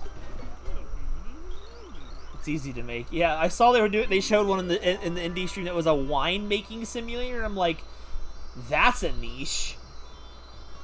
I'm not saying it's bad. I'm just saying that's a niche. Like, I'm like, who was out there thinking, man, I just really want to simulate making wine in a video game. Like, I feel like same thing with Truck Simulator, with Truck Driver Simulator or whatever it is. Who out there just, like, I'm not saying they're bad games. Like, I hear they're good. I'm just thinking, who out there just sits down and thinks, you know what?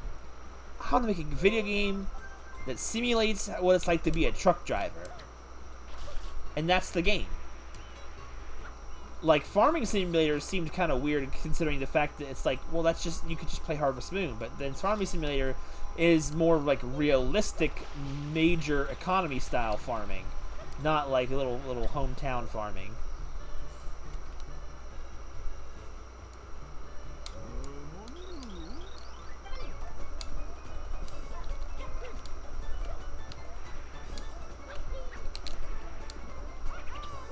Goodness.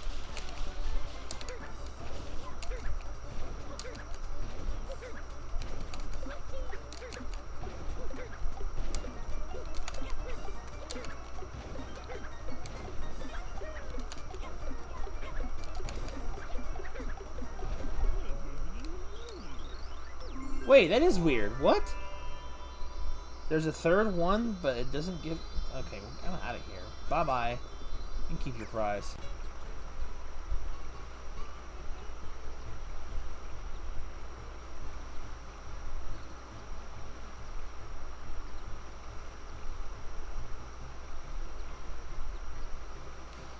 That's an interesting idea for a game. Here's the thing, it's like, I feel like sometimes, like, just because you can make something to a game, like, should it? I'm not saying they're bad.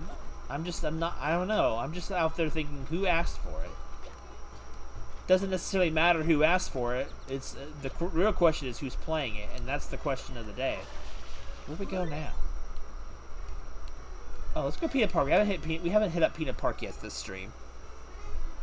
I have to readjust the headphones because they're starting to hurt my ears. Are these adjusted enough?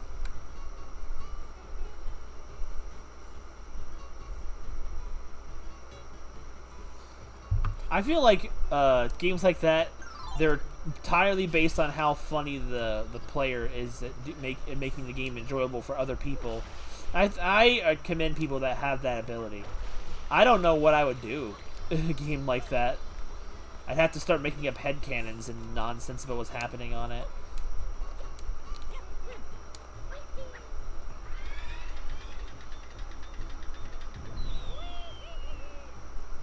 Boom, boom, boom. The runaway. Ooh. Highlight my man. I should really customize those channel points. So that's what it does. It also changes your name text for a temporary bit. At least on my chat. On the screen, it doesn't look any different because you can't see those on stream chat.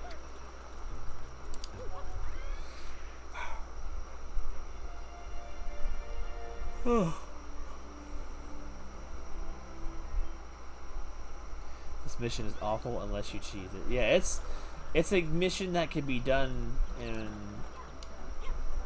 20 minutes or 3. Let's see if I remember how to cheese this level. Hi, buddy. Oh my god, Mario! Hey there, Mr. Hero! Have you tried the Ferris wheel yet? Dude, that was the first thing I did. It's a delightful romp. What say you now? Oh, Ferris wheel. I thought you said roller coaster. You have to listen to me speaking rather excessively. I love that. Rather excessively.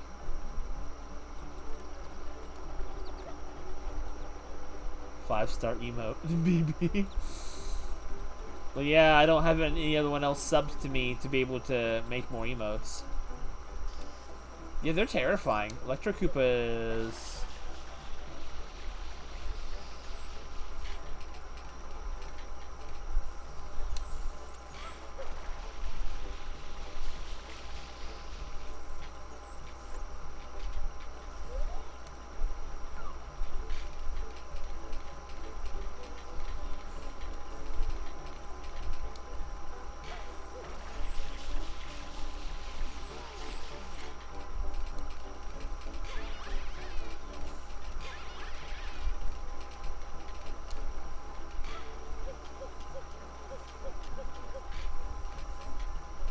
Can't see.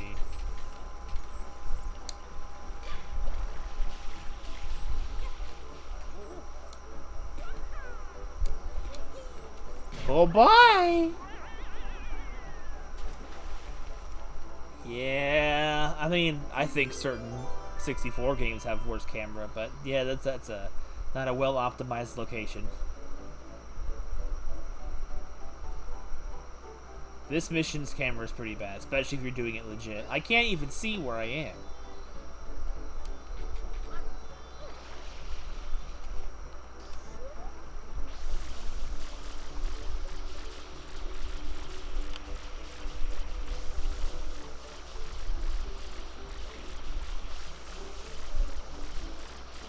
Why is this not... Okay.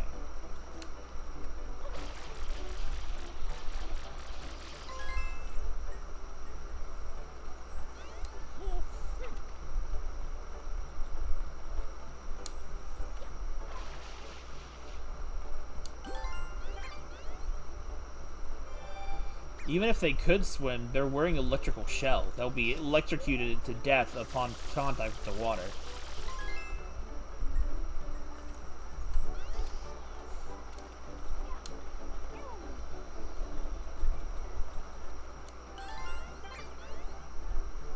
A second hub world? I did not know that.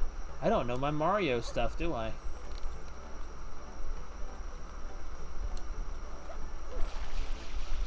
gotta get on you. No! Dang it. Can I still get on from down here?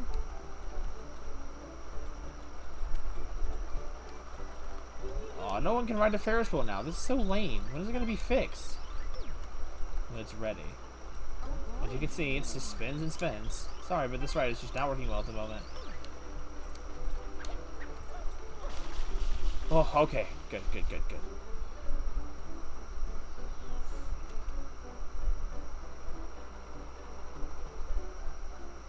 That's kind of cool.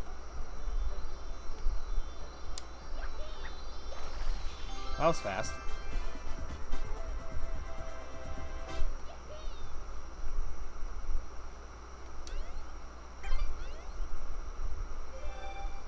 Someone clip that, and then no one eclipse. Goodness, how many stars do we have now? I mean, shines? Like what? I don't even know how many I have now. 41, dang.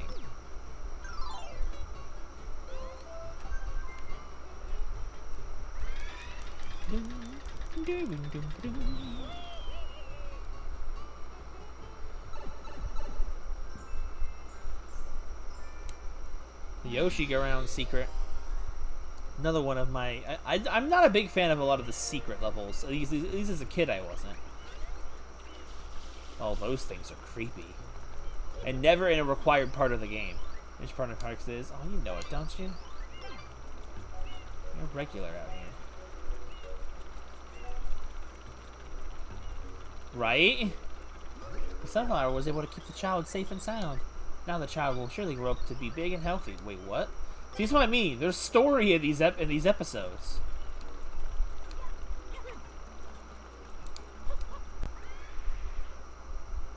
Oh, oops, I ran away from them. I wasn't even thinking. Okay, so, what? Hello. Whoa, someone's found a Yoshi egg. A real one. Yeah, because these things were hunted the poor Yoshis out of existence. Hey there, Mr. Hero. Have you tried the Yoshi Go Around? Not enough Yoshi, you say? What do you... Oh, yeah, the orange one broke. I forgot about that. We lacked the funds to fix it, so we took it off. Yoshi egg? No, you mentioned I did see an egg. Yoshis are born from eggs. Yes, eggs, just like these. This is the Yoshi Go Around. You know about Yoshis? They used to roam this island freely, but now they've gone. Yeah, we kicked them out for our amusement park.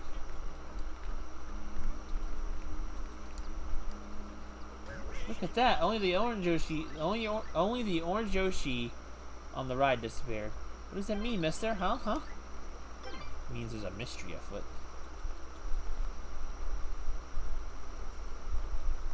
They come back for red coins. I think I know what it does, but I'll definitely do it when I come back. Why are they running around? I heard that someone found a Yoshi egg. Where is it?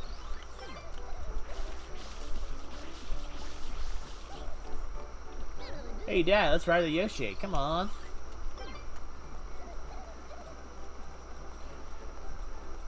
Use their bodies as a runner. Hello. What's with this egg? That's a pear growing on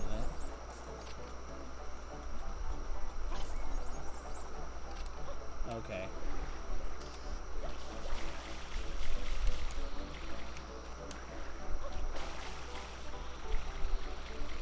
Oh my gosh.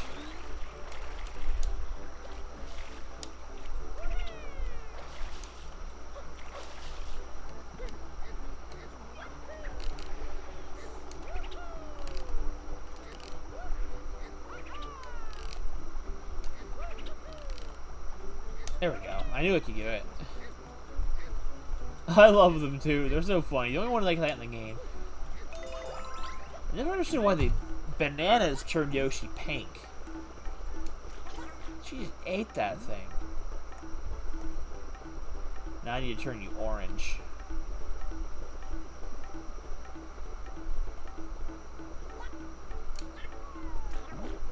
Oh, now we're orange. Now we cook it with gas. First. I also love whenever Yoshi's around, Yoshi music starts playing.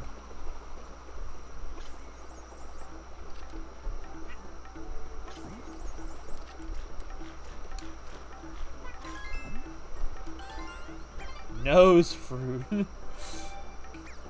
Freaking gross looking little thing. Oh, is there no more butterflies back here? I thought for sure there was.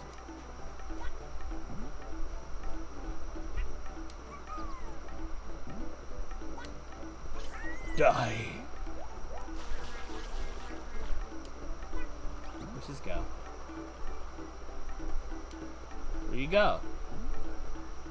It doesn't go anywhere. What? What a rip off. I'm out of here. Alright, let me just stick this Yoshi on the ride. Stab the stick into his... And there we go. Access to the level. I also love that video game logic comes into play as to how we're here. Also, sunflowers. More Yoshi aesthetic. I like it. What if this is Yoshi Island? They actually tore down Yoshi Island to make Peanut Park. And that's why we never got another Yoshi's Island game. I missed this my chance.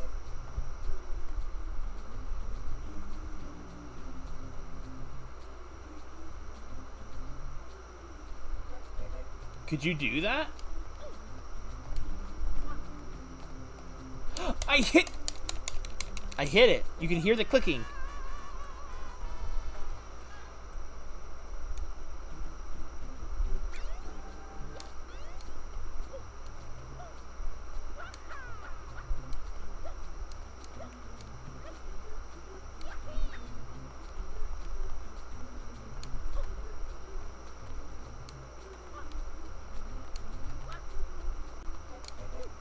That was my fault.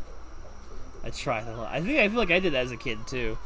Mario Sunshine is one of those games I did a lot of crazy things with as a kid, except actually beat the game.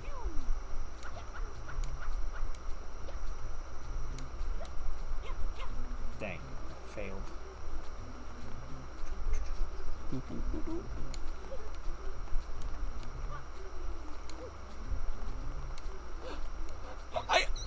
I hit it.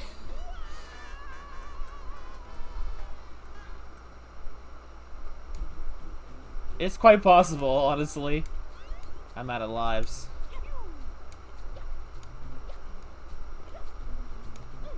Are one of these mushrooms? I don't remember.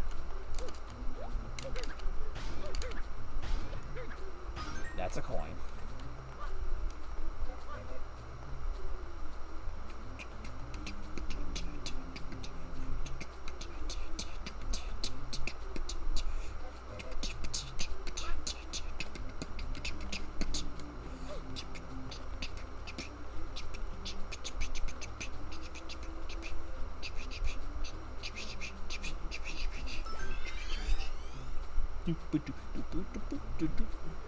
How do I get back? Oh, do I just climb these backwards? Probably.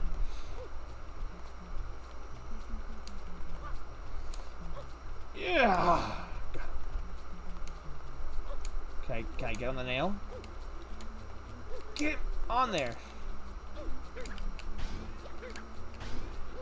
It's just a coin.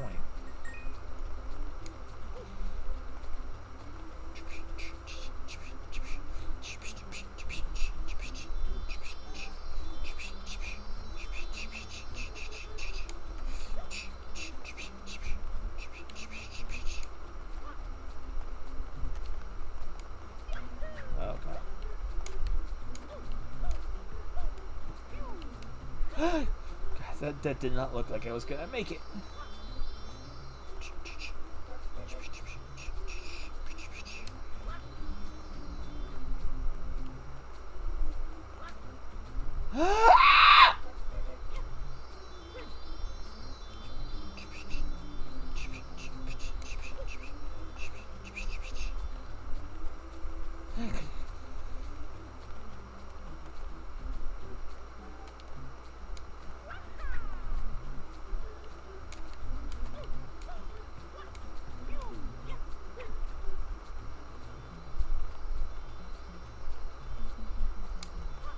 No, Mario, you fool. I...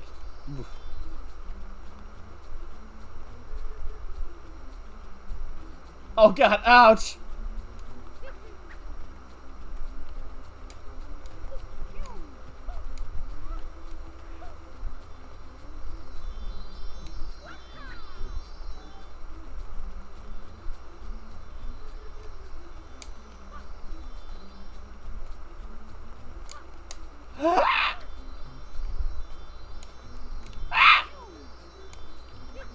Oh, thank goodness.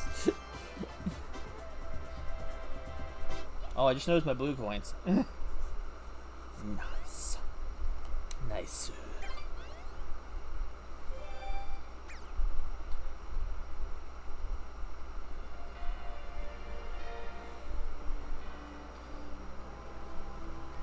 I love their dance.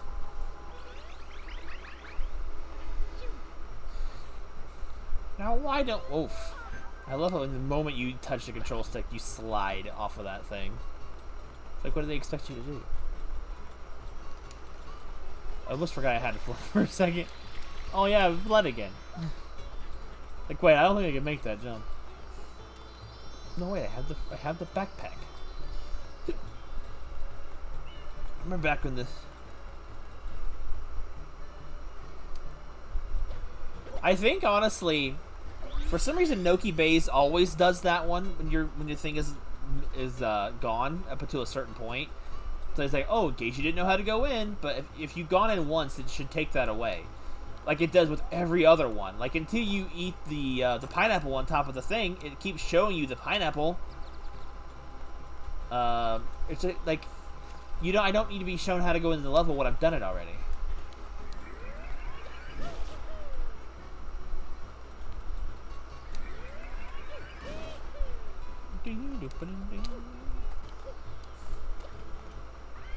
Boop, boop, boop.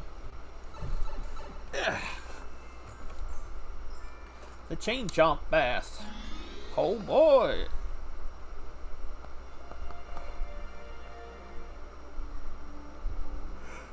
Okay.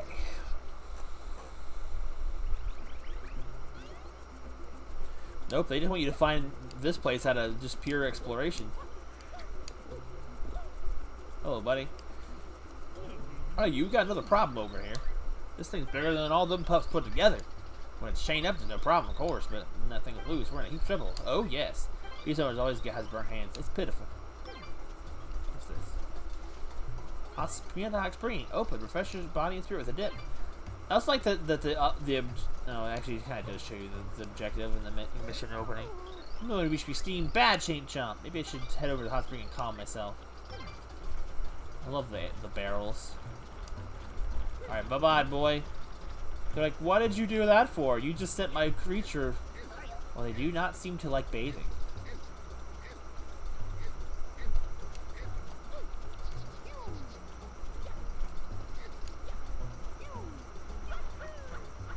If I was playing casual, I'd probably talk to the characters.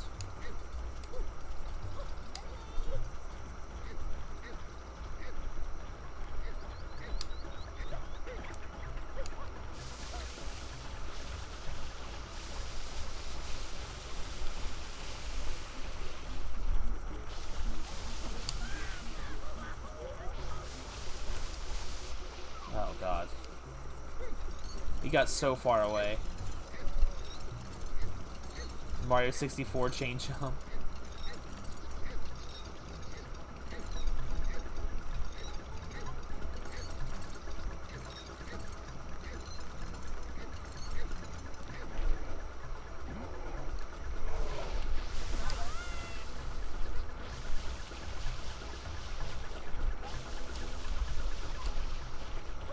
He just literally got just as far away as before. Okay. Well, this isn't gonna work. Where's the barrel?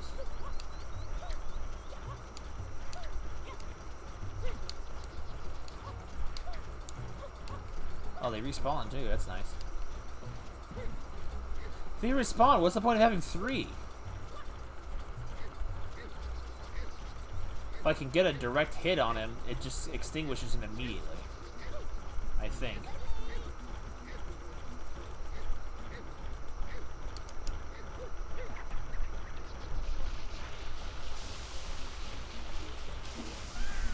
come back! I've never had this much trouble with this, I swear. Give me that barrel.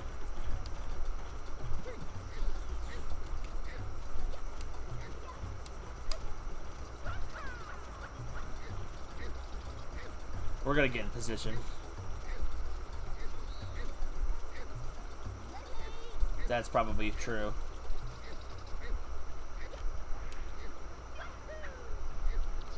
I'll come back this way eventually.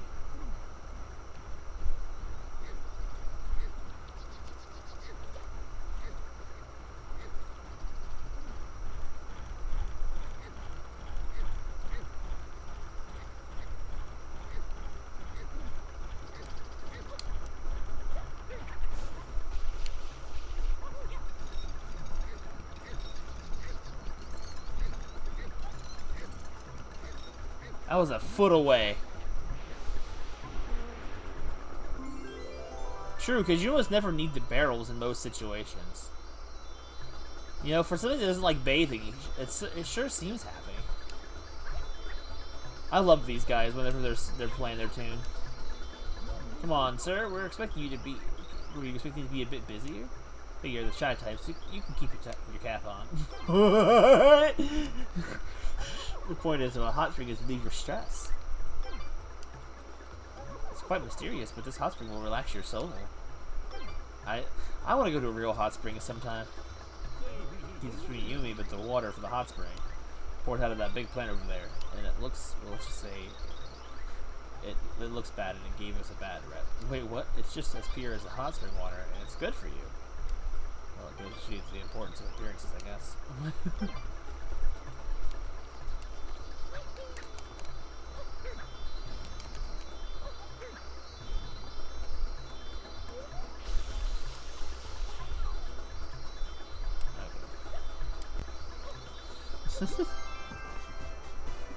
Oh right, you can't go bring.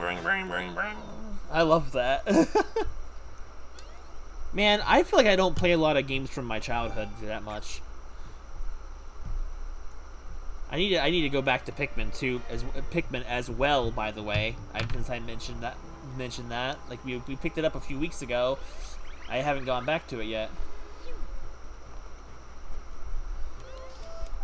Also, I don't know how long the stream was before we started, because I started around 8:30-ish. I'll probably be wrapping Secret of the Village Underside. Another secret level. I hate this one. I hate getting to it. That's the thing. It was the 21st of July, so that's how long ago it was. Because it was for Gake's birthday. This mission's not so bad to do once you're in the secret. For me, it's, oh god, it's getting to this to the secret. For me, anyway. Howdy there, son. The entire village is getting ready for the annual Fluff Festival. Even us old folks starting to get excited about this. Oh, but before I forget, I am not the mayor. If you're looking for him, he's probably by that yellow mushroom.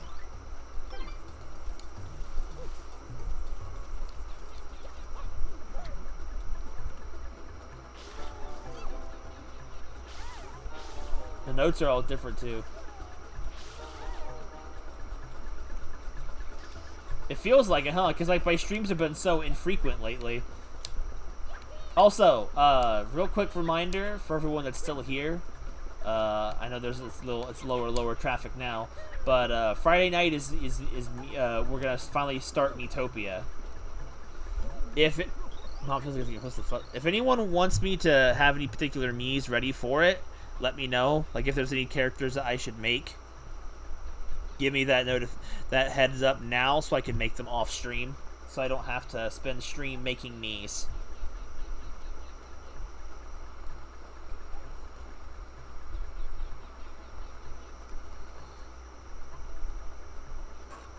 Oh, we're having frames again.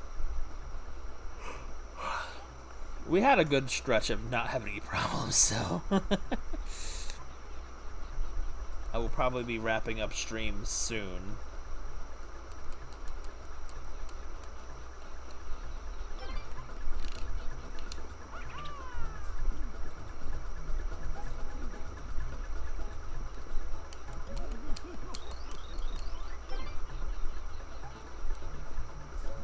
Everyone's really excited, aren't they?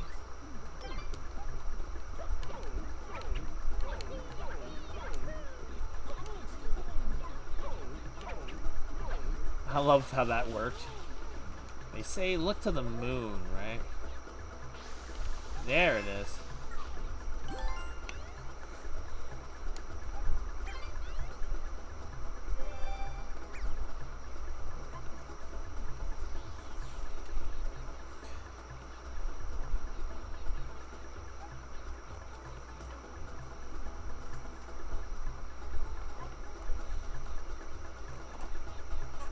Just waiting for the frames.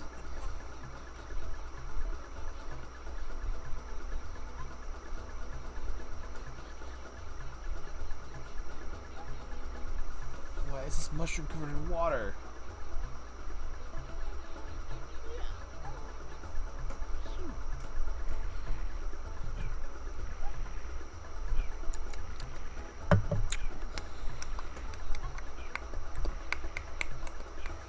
Ow, ears.